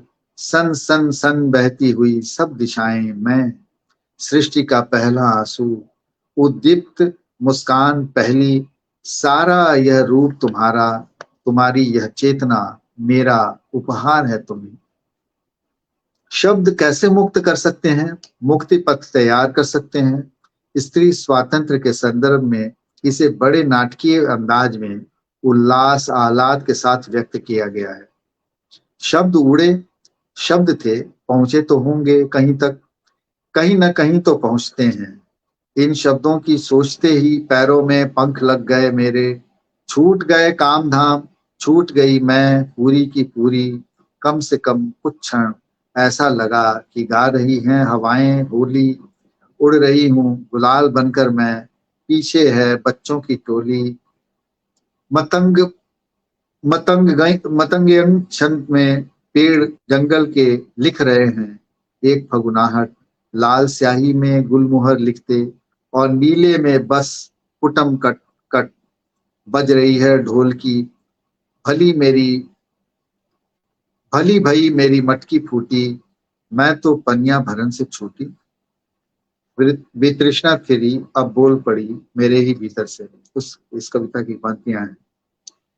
तिलोत्तमा थेरी में थेरी कहती है, उसका पति जब उसे सुधार न सका और चला गया, तब 19वीं सदी के जब सब समाज सुधारक आए, उसका माथा सहलाया और बोले, इतिहास के सुधार आंदोलन स्त्री की दशा को निवेदित थे और सुधरना किसे था यह कौन कहे। पुरुषों की भूमिका पर यह व्यंजना बहुत मौलिक और मारक है। यह उक्ति यह सोचने पर विवश करती है कि आखिर पुरुष सुधार के बिना स्त्री दशा सुधार का लक्ष्य भला कैसे पूरा किया जा सकता है। पुरुषों के बदले बिना स्त्री की दशा में परिवर्तन अधूरा ही रहेगा। इन संवादों में कोई कोई प्रसंग हठात सन्न कर देते हैं, जैसे ठोस यथार्थ की ठोकर लगती है। अजब सा सुनहरापन बरस रहा था हर तरफ तितली के पंखों से कि अचानक ही विस्फोट हुआ और फिर सब हो गया बिल्कुल धुआं धुआं। वितृष्णा थेरी से, एक बारूदी नगर शून्य है, तूने देखा क्या, विस्फोट के ऐन 1 मिनट पहले कोई कर रहा था किसी को समय बचाकर थोड़ा प्यार, किसी को नौकरी मिली थी। सदियों के इंतजार के बाद विस्फोट के ऐन 1 मिनट पहले। शांता थेरी बोली की पंक्तियां हैं। इस अंक में अनेक स्थानों पर बुद्ध आते हैं और जैसे रास्ता सुझा जाते हैं। बुद्ध वहां से गुजरे तो वह रुकी, बाबा जी तुम तो समय के तैराक। वह बोली, जाओ जरा सीपियां लाओ उस तट से, भरी नहीं है अब तक मेरी यह झोली। बुद्ध झुके और कहा, भरना जरूरी है? जितने पर बस कर लो उतने पर पूरी हैं। प्यास की बड़ी मच्छी काढ़े चापा मछुआरिन की छोटी सी बेटी 4 उदासियों के संग ढमक गई 5 पानियों के किनारे। अर्थ वही जो इन शब्दों में समा जाए। कवित्री की चेतना में प्रलय की स्मृति की तरह कीलित है नालंदा विश्वविद्यालय, उसका पुस्तकालय और वे पुस्तकें युद्ध के अनंतर जो खेतों में 7 साल जलती रहीं, वे किताबों के साझा स्पेस की कल्पना करती हैं। किताबों के बीच ही कहीं एक गहरी झील है जिसके पानी में दुनिया भर से खदेड़े गए जोड़े पांव डालकर बैठने आते थे और वृद्धों को किताबों की ओट में निश्चिंत झपकियां मिलती थीं। साझा किताबों के तंग हाशियों पर अनाम पाठकों की हरी लाल पेंसिल की टीपें हैं, न जाने किसको निवेदित। यहाँ साथ चलती मोधा थेरी से इतिहास बोध के संबंध में बुद्ध एक महत्वपूर्ण सूत्र देते हैं। सोचो, ये टीपें क्या कहती हैं? कहती हैं, इतिहास हरदम भविष्य सजग रहता है। निजता निजेतर के घर आती जाती है। कम से कम दरवाजा दोनों के बीच खुला रहता है हरदम। साझा स्पेस की पंक्तियां। अंक 2 में मुजफ्फरपुर नगर है। सखियों में कवित्री एक प्रकार से थेरियों को अपने गृह नगरी में ले जाती हैं। यहाँ स्मृतियों का डेरा है। बीती हुई घटनाओं का पुनर्जन्म हो रहा है। कल आज में रूपांतरित हो रहा है। अतीत और वर्तमान मानो एक धरातल पर आ गए। गली मोहल्ले चौराहे स्कूल कॉलेज विश्वविद्यालय पुस्तकालय गणिका स्थान देवस्थान राजेंद्र शाह की मजार 70-80 के दशक के शहर का मानो पुनर्जन्म हुआ है। इससे पहले 44 कविताओं में किसी शहर का विश्वकोश इस प्रकार इतनी आत्मीयता उत्कटता और रागात्मकता से शायद ही समाया हो। अनामिका अपनी भाषा में सामाजिकता का उत्सव रचती हैं। उनकी रचनाओं में रिश्तेदारियों नातेदारियों और नेक चार के मोजराए हुए पेड़ हैं जिनकी सुगंध विभोर करती रहती है। उनकी पहली ही कविता में ननिहाल आता है और अंतिम कविता हवा महल में पापा। बीच के पन्नों में दादियां मौसियां फूफियां चाचियां दीदियां अलग अलग रूपों और संदर्भों में मिलती ही रहती हैं। सामाजिक संबंधों का जैसा सघन और बृहत वृत्त अनामिका की कविताओं में मिलता है, बल्कि कथा रचना में भी वह अन्यत्र दुर्लभ है। उनके यहाँ जो भाषा में मिठास और आत्मीयता है, उसका कारण यही है। इन्हीं संबंधों के लिए वे बृहत्तर लोक से जुड़ती हैं, जहाँ सब अपने हैं, पराया कोई नहीं और शत्रु तो खैर कोई भी नहीं। उनके अंदर संसार को लेकर मानो एक पारिवारिक भाव है। प्रिय मार्क्स, किसको कहें दुश्मन, किससे संघर्ष करें कि करीब से देखने पर सभी लाचार लगे, किस्म किस्म के दुखों में गिरफ्तार। हे बुद्ध, आप मार्क्स से एक कॉन्फ्रेंस कॉल कर लें। हम भी तो सोच ही रहे हैं क्या करें क्या करें। ये दुख की प्रजातियां की पंक्तियां हैं। अंक 2 में कुछ बहुत प्यारी मीठी कविताएं हैं। इन्हें पढ़कर मानो पाठक की मनस चेतना में बताशे घुल जाते हैं। वृद्ध दंपत्ति का प्रेमालाप, मिठनपुरा मुजफ्फरपुर ऐसी ही कविता है। कुछ तो मुगालतें जरूरी हैं जीवन में, पतरस नदी और छंदवन फूल फूल चिड़िया तितली चांद हिरण विरण धरती की पूरी हरीति माँ उपमानों से भी गायब हो गई तो बचेगा क्या। तुमने मेरी सोच सुन ली और हल्का मुस्कुराए। चूंकि मैं कंघी किए जा रही थी, तुमने मजाक में कहा, रूपसी तेरा घन केश पाश। मैं भी हंसी और बोली, अच्छा तो इतने दिनों में सुध आई। अब जबकि कंघी लगाते ही इन बादलों में चम से चमक जाती है सफेद बिजली नई बहुरिया की फुर्ती से।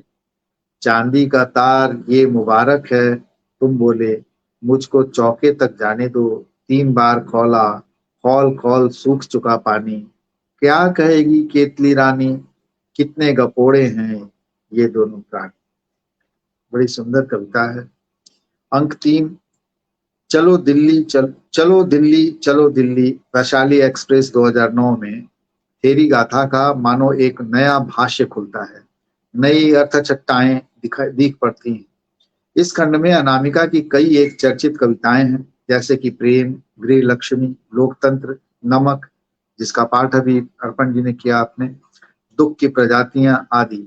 मानिनी, प्रेम, पुरुष मित्र जैसी बड़ी अच्छी प्रेम कविताएं भी हैं। जलवायु परिवर्तन पे एक और कविता है यहाँ, नमस्कार 2064। एक अद्भुत कविता है पूर्ण ग्रहण। इस छोटी सी 3 अंशों वाली कविता की बिंब योजना विस्मय में डाल देती है। खगोलीय घटना को विषय बनाते हुए भी कवित्री अपनी नातेदारी का दामन नहीं छोड़ती और गहरा मानवीय संस्पर्श दे जाती हैं। बरसों की बिछड़ी 2 वृद्धा बहनें, चांद और धरती, आलिंगनबद्ध खड़ी हैं निश्चल। ग्रहण नहाने आई हैं शायद गंगा तट पर, ढीली गठरी उनके दुखों की पड़ी है वहां रेत पर। ठुड्डी उठाई जो चांद ने धरती की तो बिल्कुल सिहर गई। तेज बुखार था उसे, रह गई थी सिर्फ झुर्रियों की पोटली, वह रूप कहाँ गया। भाषा पर इस पुस्तक में कई सुंदर सार्थक काव्य पंक्तियां बिंबों के रूप में आई। अंक 3 की पहली कविता खिचड़ी का अंत इन पंक्तियों में होता है। मुझे खिचड़ी भाषा से कोई शिकायत नहीं। छौंक के करछुल में जीरा बराबर चटक रहे हैं मेरे सपने इसी में। यो मैंने अभी आपसे भाषा के बारे में बात की थी, देखिए वही उसे ही चरितार्थ करती हुई पंक्तियां हैं। वास्तव में इसी खिचड़ी भाषा को हिंदी के साहित्याकाश में अनामिका ने एक नई ऊंचाई दी है, जिसमें भगिनी भाषाओं के शब्द, मुहावरे, लोकोक्तियां, पौराणिक और मिथकीय संदर्भ और बिंब हैं। भाषा के बारे में कवित्री का यह कथन ध्यातव्य है, औरत का हथियार भाषा ही तो ठहरी, भाषा की कारीगरी से भक्षक को रक्षक बना ले जो, वो ही है स्त्री। नसीहत कविता। इस प्रकार एक नई और समांतर दुनिया को रचने के लिए एक नई भाषा की जरूरत है, और वह भाषा औरत ही गढ़ेगी, तभी होगा अभीष्ट पूरा। यहाँ उल्लेख करना अवान्तर न होगा कि अनामिका की एक पुस्तक का नाम ही है स्त्री का भाषा घर। अनामिका की भाषा सचमुच अलग और विशेष है। इसे वे ऐसे बरतती हैं जैसे उफनाते दूध पर पानी के छींटे मारे जाते हैं, जैसे रोते बच्चे को पुचकारा जाता है। इस भाषा के बल पर ही वे कुछ दूसरी तरह का विस्फोट चाहती हैं। बुद्ध की ही करुणा की कसक देती एक प्रज्ञावान, प्रतिबद्ध, अहिंसक किंतु अटल और सामूहिक विस्फोट इस आलसी और महाधूर्त धैर्य के खिलाफ जो बर्दाश्त करता है सब कुछ, तो बस इसलिए कि आराम में नहीं पड़े कोई अड़चन। शांता थेरी बोली कविता। टोकरी में दिगंत थेरी गाथा 2014 मुक्ति का एक वृहत रूपक भी है। देह का दुपट्टा गले में पड़ा लहराएगा हवा में ऊंचा, जे जंतरा थेरी, धम्मा थेरी, जे विशाखा, सब आओ रेस लगाओ नदी से, गिरती है तो गिरने दो कंधे से कतरी, आओ चखो थोड़ा, पूरी धरती ही है वही सुजाता वाली खीर की कटोरी। ये वापसी कविता की पंक्तियां हैं। लेकिन यह मुक्ति सभी की मुक्ति में फलित होनी है। अनामिका के शब्दों में आखिर तो मुक्ति स्त्री ही है, तभी तो हंसती बतियाती सदा झुंड में चलती है, किसी को कभी भी अकेली नहीं मिलती। दुख की प्रजातियां। अनामिका बार बार अपनी परंपरा में लौटती हैं, स्त्री स्वातंत्र्य के प्रतीक ढूंढने ही नहीं, बुद्ध के रूप में स्त्री संवेदी नवल पुरुष के पुनराविष्कार के लिए भी।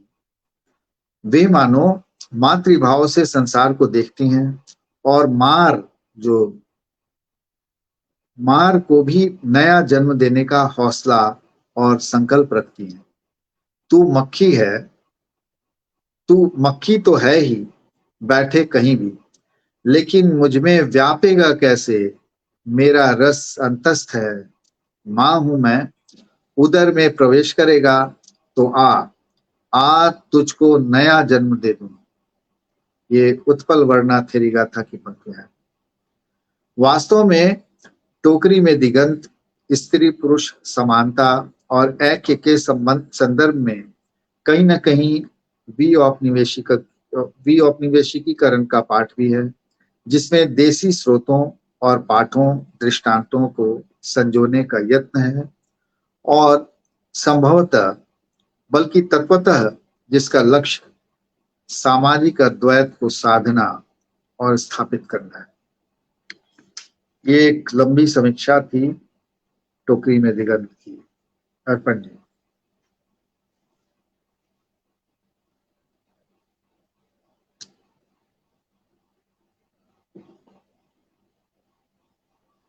माफ कीजिएगा, मेरी शायद आवाज नहीं आ रही थी। विस्तार से इस बेहद महत्वपूर्ण कविता संग्रह पर हमने शिवदयाल जी को सुना।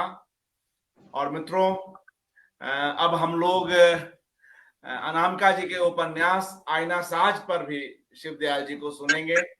कुछ सुस्ता लें और उसके बाद जो दूसरा हिस्सा है उनके वक्तव्य का, उसको भी हम लोग सुनेंगे उनके उपन्यास पर।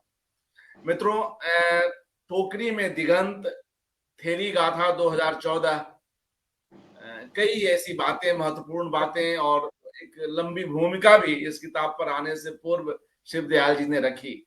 इस किताब में किस तरह से अनामिका जी ने बौद्ध धर्म की जो परंपराएं हैं, जो स्मृतियां हैं, उसकी वाहक थेरी गाथाओं के बहाने जो बुद्ध की समकालीन माने जाने वाली भिक्षुणियां हैं, उनके अस्तित्व की लड़ाई, उनकी विचार संपदा को लेकर चलती हैं और उनको जो उनकी लड़ाई है, जो उनकी विचार संपदा है, वे आज से जोड़ती है। महत्वपूर्ण यह है कि उस परंपरा को अनामिका जी बहुत बेहतरीन ढंग से आज की स्त्री चेतना की जो पूर्व पेटिका है उसके रूप में देखती हैं।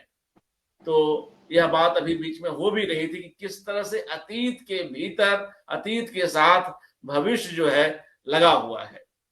हम सभी जानते हैं थेरी गाथा खुद्दक निकाय के 15 ग्रंथों में से एक है, जिसमें 70 से ज्यादा बौद्ध भिक्षुणियों के विचार उसकी विभिन्न गाथाओं में शामिल हैं।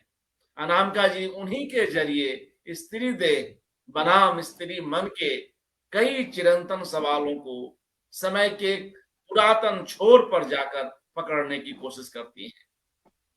शिवदयाल जी ने भी इस बात को रेखांकित किया कि किस तरह इन कविताओं में, कई कविताओं में पुरुषों के असुरक्षा बोध भी सामने आए हैं, जो स्त्री पर हक जमाने की एक रूढ़ी के रूप में क्रमशः विकसित होता चला गया। बार बार शिवदयाल जी ने अनामिका जी की भाषा पर भी चर्चा की। संयोग से इस पुस्तक पर मैंने भी एक टिप्पणी लिखी थी जो इंडिया टुडे में प्रकाशित हुई थी। वहां भी मुझे याद है कि मैंने एक जगह यह बात लिखी थी कि किस तरह अनामिका के यहाँ जो सच है वह डबकता है। उनकी कविता में यह शब्द आता है, सच जो है डबकता है। जो मित्रगण नहीं जानते होंगे, डबकना शब्द पानी में उबलने को डबकना कहते हैं।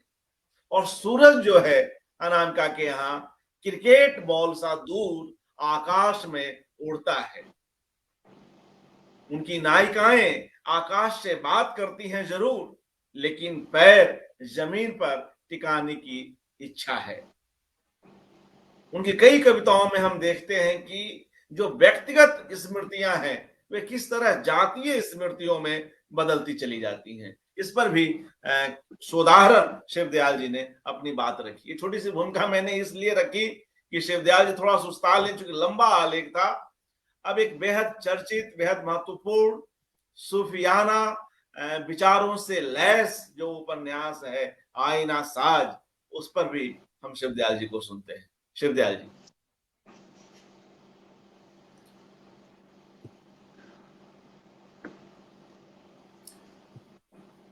जी, ये आईना साज। जी, टोकरी में दिगंत के बाद अब हम लोग उनके उपन्यास आईना साज पर शिवदयाल जी को सुनते हैं। जी।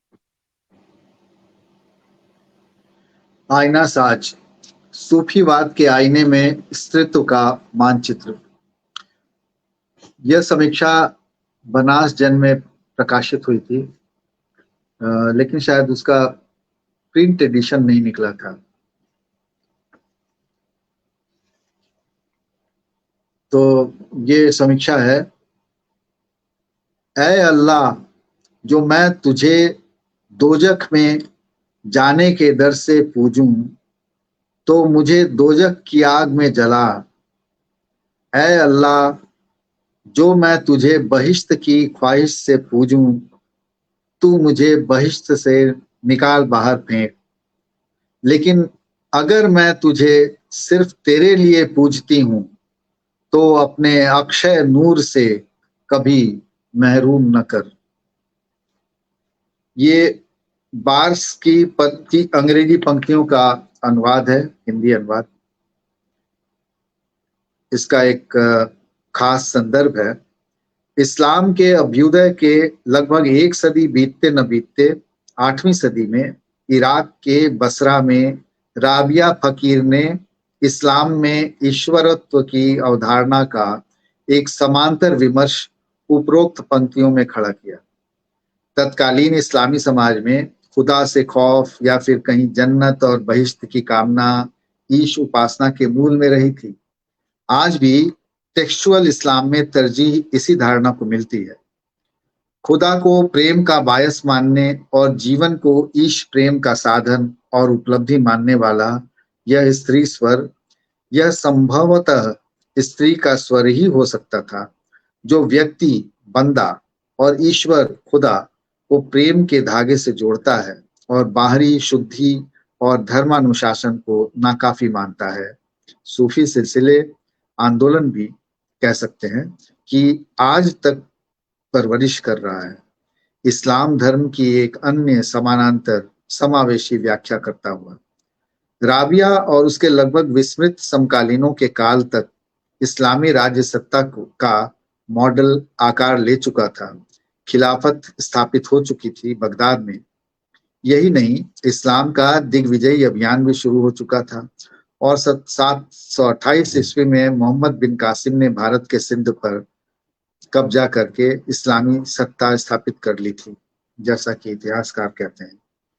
आने वाले समय में दुनिया में इस्लाम धर्म की पहचान उसकी आक्रामक विस्तारवादी बहिर्मुखता के कारण बनी और लगातार ठोस होती गई। इस्लामी मतावलंबी प्रतियोगी धर्म संप्रदायों, यहूदी व ईसाई प्रमुख रूप से संघर्षों में भी उलझे। 200 साल तक तो ईसाइयों के साथ उनका युद्ध चला, 1096 से 1271 ईस्वी। लेकिन इन तमाम बाहरी हलचलों, रक्त रंजित अभियानों और उपक्रमों के साथ साथ सूफी सिलसिले के रूप में इस्लाम के आभ्यंतरीकरण की प्रक्रिया भी चलती रही, जो कहते हैं पैगंबर मोहम्मद के रहते शुरू हो गई थी। हनफिया मृत्यु 716 ईस्वी को पहला सूफी माना जाता है। कुछ विद्वानों का तो मत है कि सूफीवाद उमैयद खिलाफत की प्रतिक्रिया में शुरू हुआ था, जो खुरेजी और तड़क भड़क के विपरीत आचरण की शुद्धता और आत्मा की पवित्रता और अपने को ईश उपासना के योग्य अथवा पात्र बनाने पर जोर देता है। 12वीं सदी के अंत तक मोहम्मद गोरी के साथ भारत आए ख्वाजा मोइनुद्दीन चिश्ती के अजमेर में अपना खानकाह स्थापित करने के साथ वास्तव में इस्लामी सल्तनत के साथ साथ इस्लामी रहस्यवाद की जड़ें सूफीवाद के रूप में जम गईं। ख्वाजा के समकालीन बाबा फरीद के आशीर्वाद से निजामुद्दीन औलिया दिल्ली में कुतुब मीनार के नजदीक एक ऐसे छायादार दरख्त बने जिसके साये में अल्लाह की मल्लूक आराम पाती रही। Inverted comma. सुल्तान अलाउद्दीन खिलजी की सेना का एक ओहदेदार और कवि अमीर खुसरो इन्हीं निजाम पिया का शागिर्द बन उनकी रूहानी मोहब्बत में गिरफ्तार हो गया। इन्हीं हजरत अमीर खुसरो की कथा कहती, अपने युग में सूफी सिलसिले को खोजती टटोलती कवि, उपन्यासकार, चिंतक अनामिका वास्तव में खुसरो के भी 500 साल पीछे राबिया फकीर का पुनराविष्कार करती हैं, जो खुदा से प्रेम करती हुई उसकी इबादत करती है और इबादत करती हुई प्रेम करती है। यह उसके अपने समय के धर्म और आस्था के नाम पर हिंसा और दमन के बरक्स एक समांतर वैमर्शिक उद्यम है उस जमाने की एक स्त्री होने के नाते अत्यंत विषम और चुनौतीपूर्ण। वह एक और समांतर खड़ा करती है। इस्लाम में विवाह एक कर्तव्य है, फर्ज है हर स्त्री पुरुष के लिए, लेकिन राबिया खुदा की एक निश्चित सेवा और उपासना के लिए विवाह नहीं करती, आजीवन अविवाहित रहती है।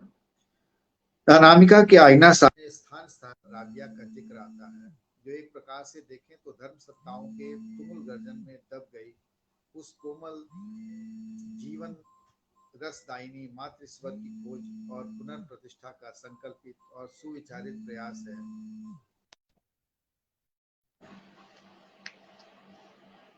राबिया अपने होने के 500 साल बाद खुसरो की पत्नी मेहरुनिस्सा में उनके गुरु भाई शमशुल को विदाई दिखाई देती है, और खुसरो की छोटी बेटी कायनात में तो नमरूद के लिए मानो साक्षात उतर आती है। रानी पद्मावती को खिलजी के धोखे के कारण नहीं बचा पाने की असाध्य ग्लानि और अपराध बोध में विधे खुसरो को थोड़ी शांति इन्हीं स्त्रियों के साहचर्य में नसीब होती है। यह आकस्मिक नहीं है कि 21वीं सदी के पूर्वार्ध में सूफी परंपरा के प्रतीक पुरुष 13वीं सदी के कवि, दिल्ली सल्तनत के दरबारी, अपने जमाने के अप्रतिम रचनाकार और खड़ी बोली के आदि कवियों में एक तूतीय हिंद अमीर खुसरो को कोई पुरुष नहीं, एक स्त्री सपना याद करती है। सपना एक चरित्र है उपन्यास का, एक प्रकार से उनका आवाहन करती है। एक ऐसी स्त्री जो बचपन में कश्मीरी आतंकवादियों द्वारा बम विस्फोट में अपने माता पिता को खो चुकी है, जो एक रिश्तेदार के यहाँ पलती बड़ी होती है, दुर्व्यवहार को सहन करती है, जो आगे की पढ़ाई के लिए दिल्ली आती है और नशीली दवाइयों और देह व्यापार के भयानक दुष्चक्र में फंस जाती है, और अपने एक मित्र सिद्धू के अहेतुक सहयोग से किसी तरह बाहर निकल पाती है। उपन्यास की शुरुआत में ही सपना को सिद्धू एक ईमेल में अपनी राय जाहिर करता है कि मध्य एशिया की समस्याएं डिप्लोमेसी यानी राजनय से दूर होने से रही। वहां की समस्याओं के लिए सूफियों का हृदय चाहिए, उनके जैसा पाक साफ मन। अब उसकी इस उक्ति और स्वीकार को पूरी दुनिया के कैनवास पर देखें तो भी यही बात सच मालूम पड़ेगी। उपन्यास के पहले ही पृष्ठ पर वैश्विक समस्याओं और संकटों के परिप्रेक्ष्य में सूफीवाद की प्रासंगिकता का संकेत दे दिया गया है। आगे बकौल सिद्धू, यह जरूरी है कि दुनिया की सारी जुबानों के शब्द मुल्कों और मजहबों के बीच की सरहदें मिटाते हुए सूफी जत्थों की तरह आपस में दुआ सलाम करते दिखाई दें। आसमान में 7 चांद एक साथ ही मुस्काएं, इन्वर्टेड कॉमा में। इसी सदिच्छा से उपन्यास का आरंभ होता है, और सिद्धू को सपना के भेजे पत्र में उपन्यास का अंत भी शुभेच्छा से ही होता है, इन्वर्टेड कॉमा। मस्त कलंदर की तरह ही प्रीत और अमन के पैगाम दिलों और गलियों के बीच बीच में गायब भले हो जाएं, एकदम से बीत नहीं जाते। जिंदगी एक सूफी सिलसिला इस तरह भी है कि चिराग से चिराग रोशन होता है, मशाल से मशाल, मगर अगर मन अंतरिक्ष की तरह विराट और उसी तरह फना हो ले तो हर सितारा अपनी अनूठी दमक में सुरक्षित रहेगा। किसी को किसी की जगह छीनने की जरूरत ही क्यों होगी, है ना। अनामिका आधुनिक वैश्विक लोकतंत्र और सूफीवाद के संलयन के से एक बेहतर दुनिया की कल्पना करती हैं। उनकी चिंता है कि आतंक, बेवल और हिंसा जर्जर अपने समय में इन सूफी सिद्धांतों का सार हमें 20वीं सदी के समतावादी आदर्शों पर कैसे लागू करना चाहिए, इस दिशा में ठोस प्रयत्न हो। शुरुआत घर में जनतंत्र से होनी चाहिए। जब तक घर में जनतंत्र नहीं आएगा, बाहर जनतंत्र की इसी तरह टाए टाए फिस होती रहेगी। और बाहर जनतंत्र कैसे आएगा, कैसे हमारी दुनिया अधिक से अधिक सेंद्रीय और समावेशी बनेगी। आईना साज की नायिका सपना और प्रोफेसर ललिता चतुर्वेदी, श्यामा दी और सरोज जैसे स्त्री पात्र इसी फिक्र में मुब्तिला हैं। ये सभी स्त्रियां किसी न किसी स्तर पर सताई हुई हैं। आदिवासी समाज की सरोज ही नहीं, अत्यंत सुशिक्षित प्राध्यापिका ललिता भी, स्वयं स्वप्ना भी, जो समाज के तथाकथित सभ्य तबके द्वारा पद दलन की शिकार हुई है।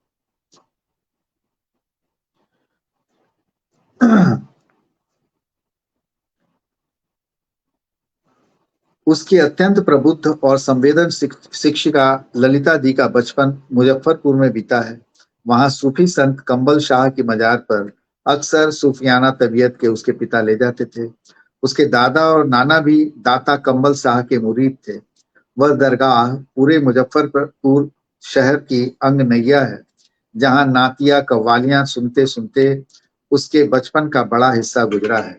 इन्हीं दाता कंबल शाह की मजार की सीढ़ियों पर बैठकर ललिता के वैरागी पिता ने अमीर खुसरो के जीवन पर आधारित उपन्यासिका लिखी थी, जिसकी फोटोकॉपी वह अपनी छात्रा सपना को बेचती है। पढ़कर देखना, उस वक्त की समझ के लिए जब सिल्क रूट पर गाते नाचते हुए सूफी यहाँ आए थे और यहाँ के भक्त कवियों से उनका समागम हुआ था, सांस्कृतिक संवाद की यह पहली पहल थी। यही उपन्यासिका एक प्रकार से खुसरो की जीवनी सपना के रिसर्च के लिए विशेष महत्व की है। सपना नव सूफीवाद पर शोध कर रही है, जिसे पूरा करने के बाद आतंक विह्वल विश्व में शांति सेनानी तैयार करने के अपने पति डॉक्टर नफीस के मिशन में भरपूर सहयोग कर सके। स्वयं डॉक्टर नफीस के पिता नव सूफीवाद के अच्छे उस्ताद हैं। सूफीवाद के माध्यम से दुनिया को सुंदर और मानवीय बनाने का सपना देखने वाली इन स्त्रियों की गहन वैचारिकता पाठक को विशेष रूप से प्रभावित करती है। उपन्यासकार ने अमीर खुसरो के जीवन और चरित्र को स्त्री संवेदी चरित्र के रूप में देखने और ढालने का प्रयास किया है।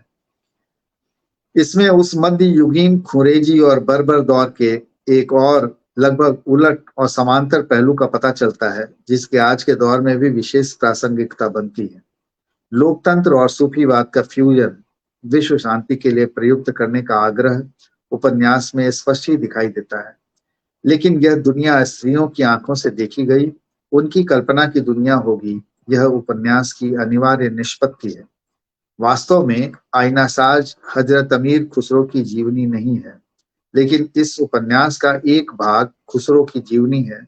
242 पृष्ठों में से लगभग 100 पृष्ठ खुसरो पर सामग्री निश्चय ही बहुत कठिनाई से जुटाई गई होगी। यह अंश पढ़ते हुए हम वास्तव में 13वीं 14वीं सदी में चले जाते हैं। उस काल के विवरण भी प्रामाणिक लगते हैं। समकालीन उपन्यास में संभवतः पहली बार सूफियों के रहस्यमय दर्शन और जीवन दृष्टि और दैनंदिन व्यवहार को उन्हीं की शब्दावली में केंद्र में रखा गया, और यह इस उपन्यास के इस जीवनी अंश में ही संभव हुआ है।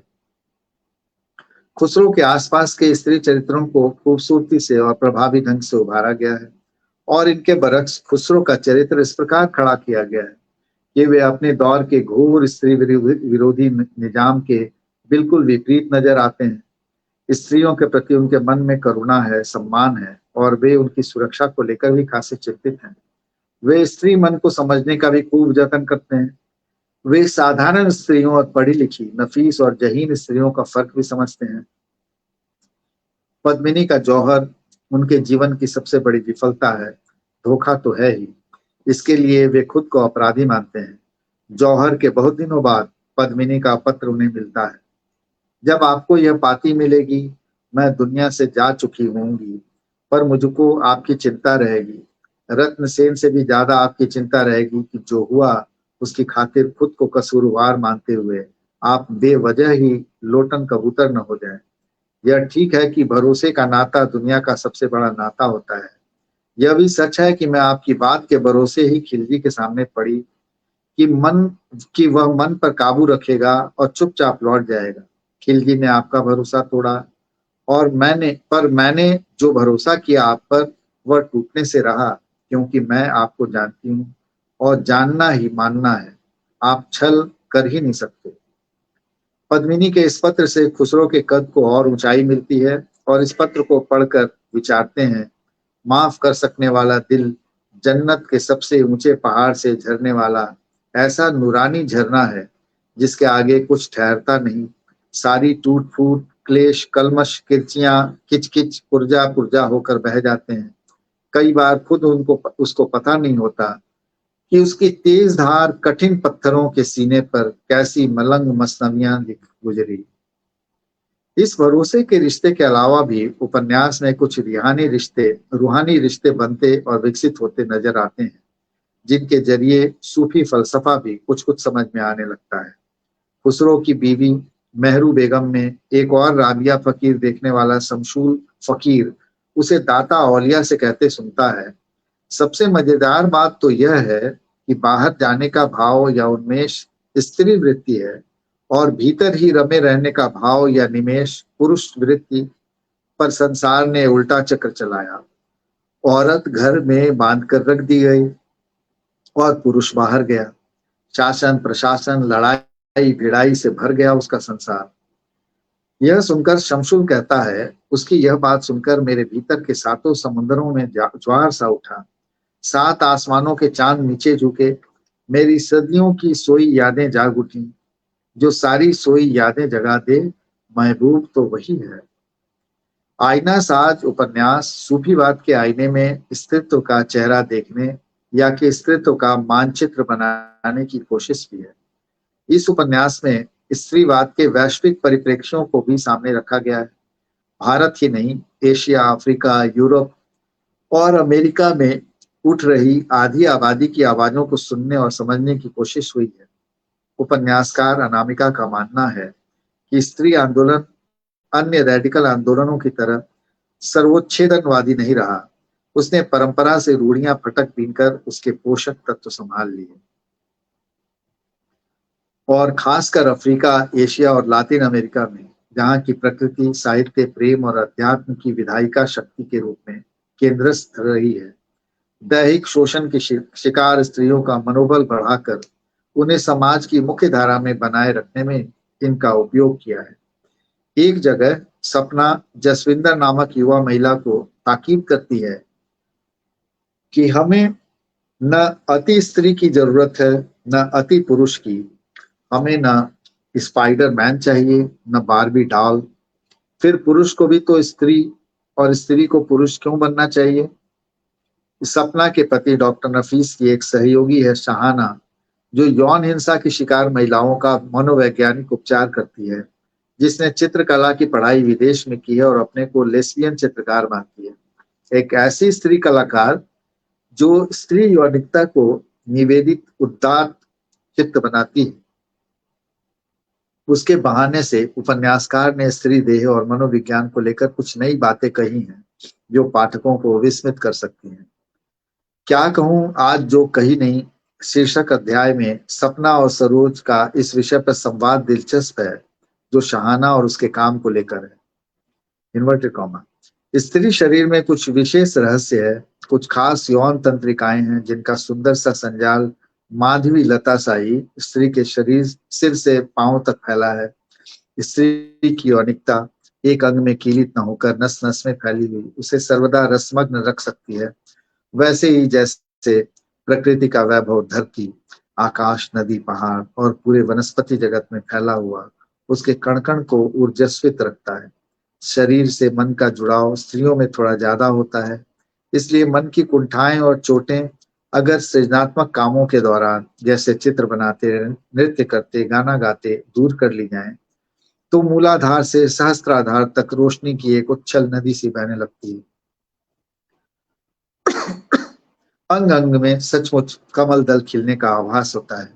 अजब तरह का संगीत गूंजने लगता है नस नस में, और स्त्री शरीर, स्त्री मन, स्त्री भाषा सब मीरा के घुंघरुओं और राबिया के रबाब की तरह आसपास के पूरे परिवेश को एक ऊर्जस्वी स्पंदन से भर सकते हैं। इन्वर्टेड कॉमा बंद। उसकी ये बातें सुनकर ही तुझमें अपनी अगाधता में विश्वास लौटा, इस बात का विश्वास लौटा कि तू सिर्फ शरीर नहीं है और शरीर भी है तो धरती का, जिसे रौंद पाना किसी के वश का नहीं। तू हर अराजक शक्ति के ऊपर है। इन्वर्टेड कॉमा बंद। शाहाना के जरिए उपन्यासकार ने आधुनिक कला में स्त्रीवादी हस्तक्षेप को दर्शाया और स्थापित किया है। शाहाना स्त्री शरीर को लेकर ऐसे रहस्यात्मक चित्र बनाती है जैसे कि ललिता सहस्त्रनाम में के श्लोकों में उल्लिखित और परिकल्पित है। शाहाना डॉक्टर नफीस के मंगेतर है, लेकिन पुरुष उसकी यौन प्राथमिकताओं में शामिल नहीं है। जब तक डॉक्टर में उसकी रुचि जगती है तब तक सपना डॉक्टर की जिंदगी में आ चुकी है। इस प्रकार झारखंड की आदिवासी महिला सरोज से लेकर अति आधुनिका शाहाना तक को अनामिका ने एक सरोकार से जोड़ा है और कहीं न कहीं यह स्थापित करने की कोशिश की है कि स्त्री अपने आप में एक वर्ग है। उन्होंने आधुनिक नागरिक जीवन में स्त्री यौनिकता के विपथन या अबरेशन का समंजन करने की भी कोशिश की है। उपन्यास में दर्जनों पात्र हैं, दोनों कालों में, खुसरो के जीवनी अंश में भी और वर्तमान समय में भी। दो मुख्य आख्यान के अलावा अनेक उपाख्यान भी हैं। कोई कोई पात्र थोड़े में सही खुद अपनी कथा कहता है। यहाँ पहचानों का भी फ्यूजन है। तिरहुतिया बिहारी, बंगाली, पंजाबी, हरियाणवी, मुस्लिम, आदिवासी और ये सभी आखिरकार सूफियत के रंग में रंग जाती हैं। शिल्प के लिहाज से यह एक कठिन उपन्यास है। इसका ढांचा ऐसा है जिसमें वर्तमान समकाल के प्रवाह में यानी 21वीं सदी की से में 13वीं 14वीं सदी तक का एक विशेष कालखंड समाहित करना है। वह भी ऐसे कि दोनों कालखंड मानो एक दूसरे से घुलते मिलते नजर आए। सुदूर अतीत वर्तमान के साथ एक मेव हो रहे। सुदूर अतीत में प्रवेश के लिए साक्षात खुसरो की जीवनी का उपयोग किया गया है। यह औपन्यासिक जीवनी कथा में यह उपन्यासिका के रूप में आती है। एक आईना है उस काल को देखने समझने का जिसे कुछ इतिहासकार इस्लामी राज्य व्यवस्था का स्वर्ण काल कहते हैं। 3 खंडों के उपन्यास में पहले ही खंड चांद गांव में हजरत अमीर खुसरो की कथा आती है, आत्मकथा के रूप में ज्यादातर। केवल खुसरो ही नहीं, मेहरू बेगम, शमशुल फकीर और नमरूद की भी आत्मकथा। यह एक कठिन विधान है किसी भी उपन्यास के लिए, लेकिन अनामिका ने सफलतापूर्वक इसका निर्वाह कर लिया है। भाषा के स्तर पर देखें तो उपन्यास में 2 दौरों युगों की भाषा है। सपना के समय की भाषा है और खुसरो के समय की भाषा। किसी भी लेखक के लिए यह भी एक चुनौतीपूर्ण स्थिति है, लेकिन यहाँ भी निभ गई है। चांद गांव के अलावा उपन्यास के 2 और खंड हैं, बैक गियर और सिलसिले। इन खंडों के अनेक उपखंड हैं, कभी कभी तो बहुत छोटे छोटे, जिनकी उपन्यास के शिल्प या फॉर्मेट के साथ कहीं कहीं संगति नहीं भी बैठती। खुसरो आख्यान के अलावा भी उपन्यास प्रथम पुरुष शैली में ही है। सपना अपनी कथा कहती है। इससे एक भावात्मक सघनता आई है और पाठक कथा से सीधे जुड़ जाता है। उपन्यास की भाषा कृति को और विशेष बनाती है। भाषा संश्लिष्ट लेकिन सूफियाना तरलता से युक्त है। वह उस मिस्टिसिज्म का संवहन करने योग्य बन सकी है जो उपन्यासकार को अभिष्ट है। इस काव्यात्मक सघनता, संवेदनात्मक तीव्रता और गहन व्यंजना की दरकार इस कृति को है, उसे सिद्ध कवित्री ने पूरी तरह उतारा है। सबसे खास है बिंबों का प्रयोग। आमतौर पर उपन्यास में बिंब उतने जरूरी नहीं होते, न माने जाते हैं, लेकिन यहाँ बिंब कथ्य को खोलने में मदद करते हैं, भाषा का सौंदर्य बढ़ाने के साथ साथ। इन्वर्टेड कॉमा, कपास का एक फूल कितना सादा, कितना मासूम। कुछ तकलियां चली, उससे कुछ धागे खिंचे, वे धागे थोड़ा और आगे बढ़कर किससे उलझ जाएंगे, कैसे उलझ जाएंगे कौन कहे। पर हाँ, कुछ नियम हैं कायनात के, किसी भी तरह धागे अगर उलझे तो गांठें निकलेंगी ही। इसी प्रकार कुछ स्थानों पर अद्भुत सदृश्यताएं भी स्थापित की गई हैं, जैसे लड़कियों की आजादी और कलम किया जाए। दोनों का बादशाहों और अमीरों के इशारों पर नाचना फहश लगता है। महत्वपूर्ण कथन है। उपन्यास में अनेक भाषा बोलियों के शब्द आए हैं, अरबी, फारसी, संस्कृत, अंग्रेजी, मैथिली, वज्जिका, एक महासंगम की तरह, बिना किसी निरुद्ध भाव के, जो कि खुसरो आख्यान के अलावा सूफी अंतर्धारक के अनुरूप भी है। उसी तरह खांटी देसी स्थानीय विशेषणों और क्रिया विशेषणों का भी प्रचुर इस्तेमाल हुआ है। पूरा कथानक कथनों, संवादों, सुक्तियों, स्वगत कथनों, पत्रों, किस्सों, कविताओं और गीतों से मिलकर बनता है। आईना साज उपन्यास निकट अतीत की भी खबर रखता है। आजादी का आंदोलन, प्रगतिशील और इप्टा आंदोलन का सुनहरा दौर, वह महास्वप्न भंग सोवियत संघ का इत्यादि। और यह सब कुछ प्राथमिकतः एक स्त्री के नजरिए से देखा जाता है। इस कसौटी पर, जो कि खुसरो की स्वीकारोक्ति भी है, इतने राजपाट और जरजोरू जमीन को लेकर हुई इतनी उठापटक देखने के बाद का मेरा नतीजा यह है कि चयन का अधिकार औरत का ही होना चाहिए। आदमी की आदमियत और उसकी मर्दानगी इस बात में है कि वह हर तरह की काबिलियत हासिल कर धीरज रखे, इंतजार करे, झोली फैलाकर इंतजार करे कि औरत के भीतर की डाल लचे और वह अपने रस पगे फल उसकी झोली में खुद डालने को उमग उठे। आईना साज मध्यकालीन अतीत में खुसरो जैसे सूफी सम्मिलित चरित्र के बहाने समकाल के स्त्री संवेदी नवल पुरुष की खोज का भी उद्यम है। डॉक्टर नफीस और सिद्धू ऐसे ही पुरुष हैं। सिद्धू और नफीस जैसे सुलझे हुए मर्द हों तभी तो औरत, मर्द और प्रकृति के बीच वे सूफियाना एहसास जगाए जा सकते हैं जिन पर रूमी, खुसरो, फरीद, राबिया, कबीर जैसों की शायरी जिंदा है।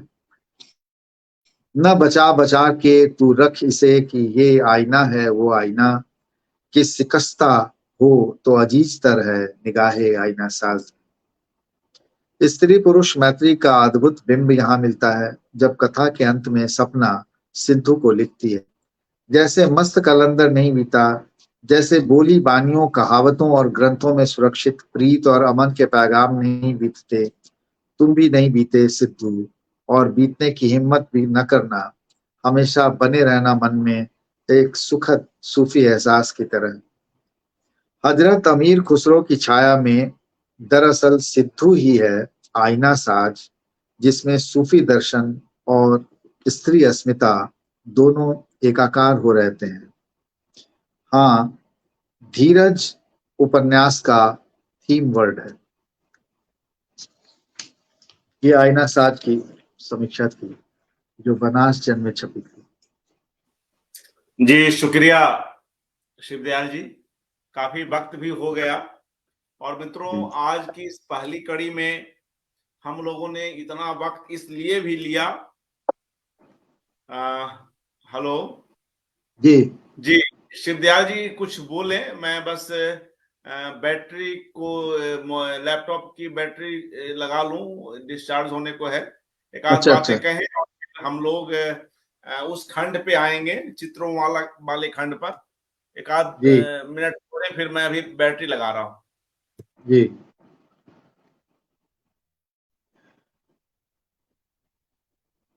अनामिका जी की को मैंने जितना पढ़ा गुना और जाना, उसमें जिन चीजों ने अलग से ध्यान खींचा है वह है अद्भुत बिंबों की रचना। वो इसमें सिद्धहस्त हैं, और जैसा कि अभी मैंने आपको बताया भी अपनी उपन्यास की समीक्षा में भी, वो उपन्यास में भी बिंबों की रचना कर लेती हैं और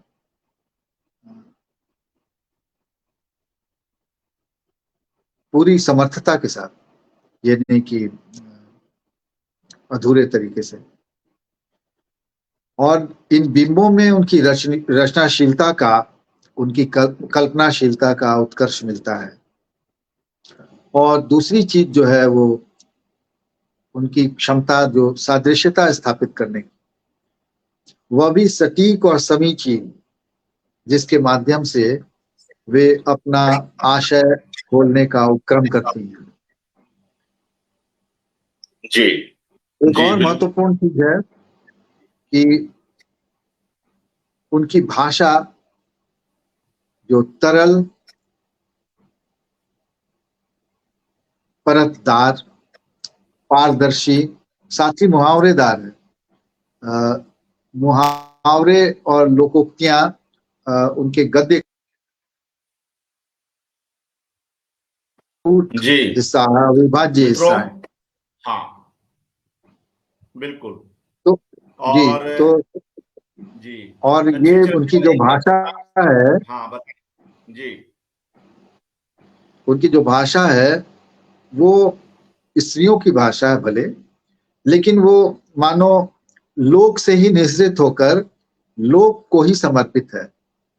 इसलिए जो अनामिका जो है, उनका बहुत ही गाढ़ा, बल्कि ये कहना चाहिए कि अनामिका अपने लोक का प्रतिनिधित्व करती हैं। और वो पूरे सशक्त ढंग से अपना परिवेश, उसके जो बहुत ही गजिन तार है, जो बनावट है, उन सबको अपनी रचना में वो अभिव्यक्त करती हैं। और उनके वो बता अपना लोकेल जो है वो उनकी रचनाओं में बहुत स्पष्ट होकर सामने आता है। और खास बात यह है कि जैसा आपने भी कहा कि स्थानिकता जो है वो एक वैश्विक संदर्भ में बदल जाती है। ये एक बहुत बड़ी बात है। और मैं उनके लिए यही कामना करता हूं कि वे ऐसे ही हम सबको अपने सृजन से आप्यायित करती रहें, ऐसे ही सार्थक रचती रहें। जी और जी, शुक्रिया जी। जी जी मित्रों, विस्तार से चर्चा भी जो मैं कह रहा था, इसलिए भी इस पहली कड़ी में आवश्यक थी कि ये जो दो महत्वपूर्ण किताबें हैं, दो अलग अलग विधाओं में, कविता में और उपन्यास में, इस पर कुछ विस्तार से और कुछ ऐसे मतलब इस ढंग से बात आ सके कि लोग जो लोग इन किताबों को अभी नहीं पढ़ पाए हैं, उन्हें कहीं ना कहीं कुछ ऐसे ऐसे कुछ उनको रास्ता दिखलाया जा सके जिससे वे उस ओर उद्यत हों। कई शोधार्थी भी होते हैं जो इन कार्यक्रमों को देख रहे होते हैं, उन्हें भी कई बार काफी लाभ होता है। जी मित्रों, इस उपन्यास को पढ़ते हुए कई बार ऐसा लगता है, आईना साज पर मैंने भी लिखा है, आप समालोचन में पढ़ सकते हैं, कई बार ऐसा लगता है कि जैसे हम अमीर खुसरो की आत्मकथा को पढ़ रहे हैं।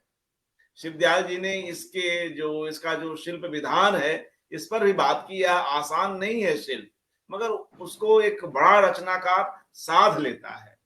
ये दो कालखंडों की कथा है, जिसमें एक समकाल है, जिसमें जो पत्राचार हो रहे हैं वो भी व्हाट्सएप पे हो रहे हैं, जो संदेश भेजे जा रहे हैं वो व्हाट्सएप पे हो रहे हैं, यह भी उपन्यास में है। और दूसरी जी तरफ मध्यकाल तो है ही।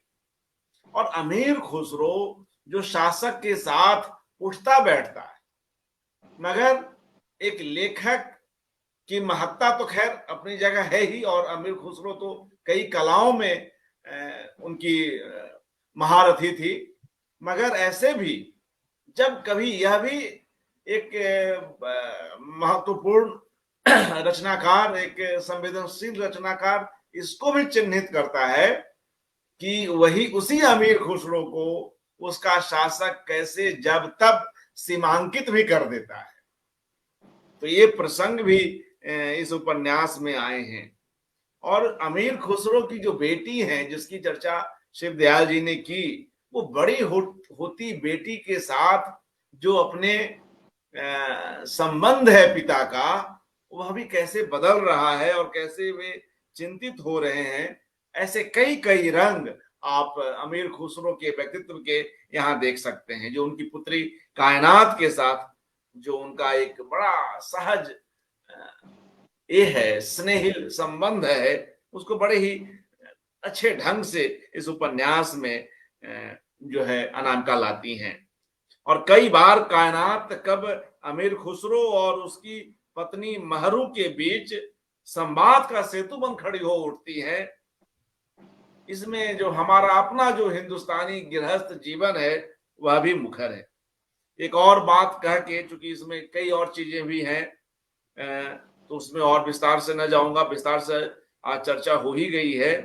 एक और बात शिवदयाल जी मैं यहाँ पर कहना चाहता हूं, जी मैंने अपने आलेख की चर्चा भी की है।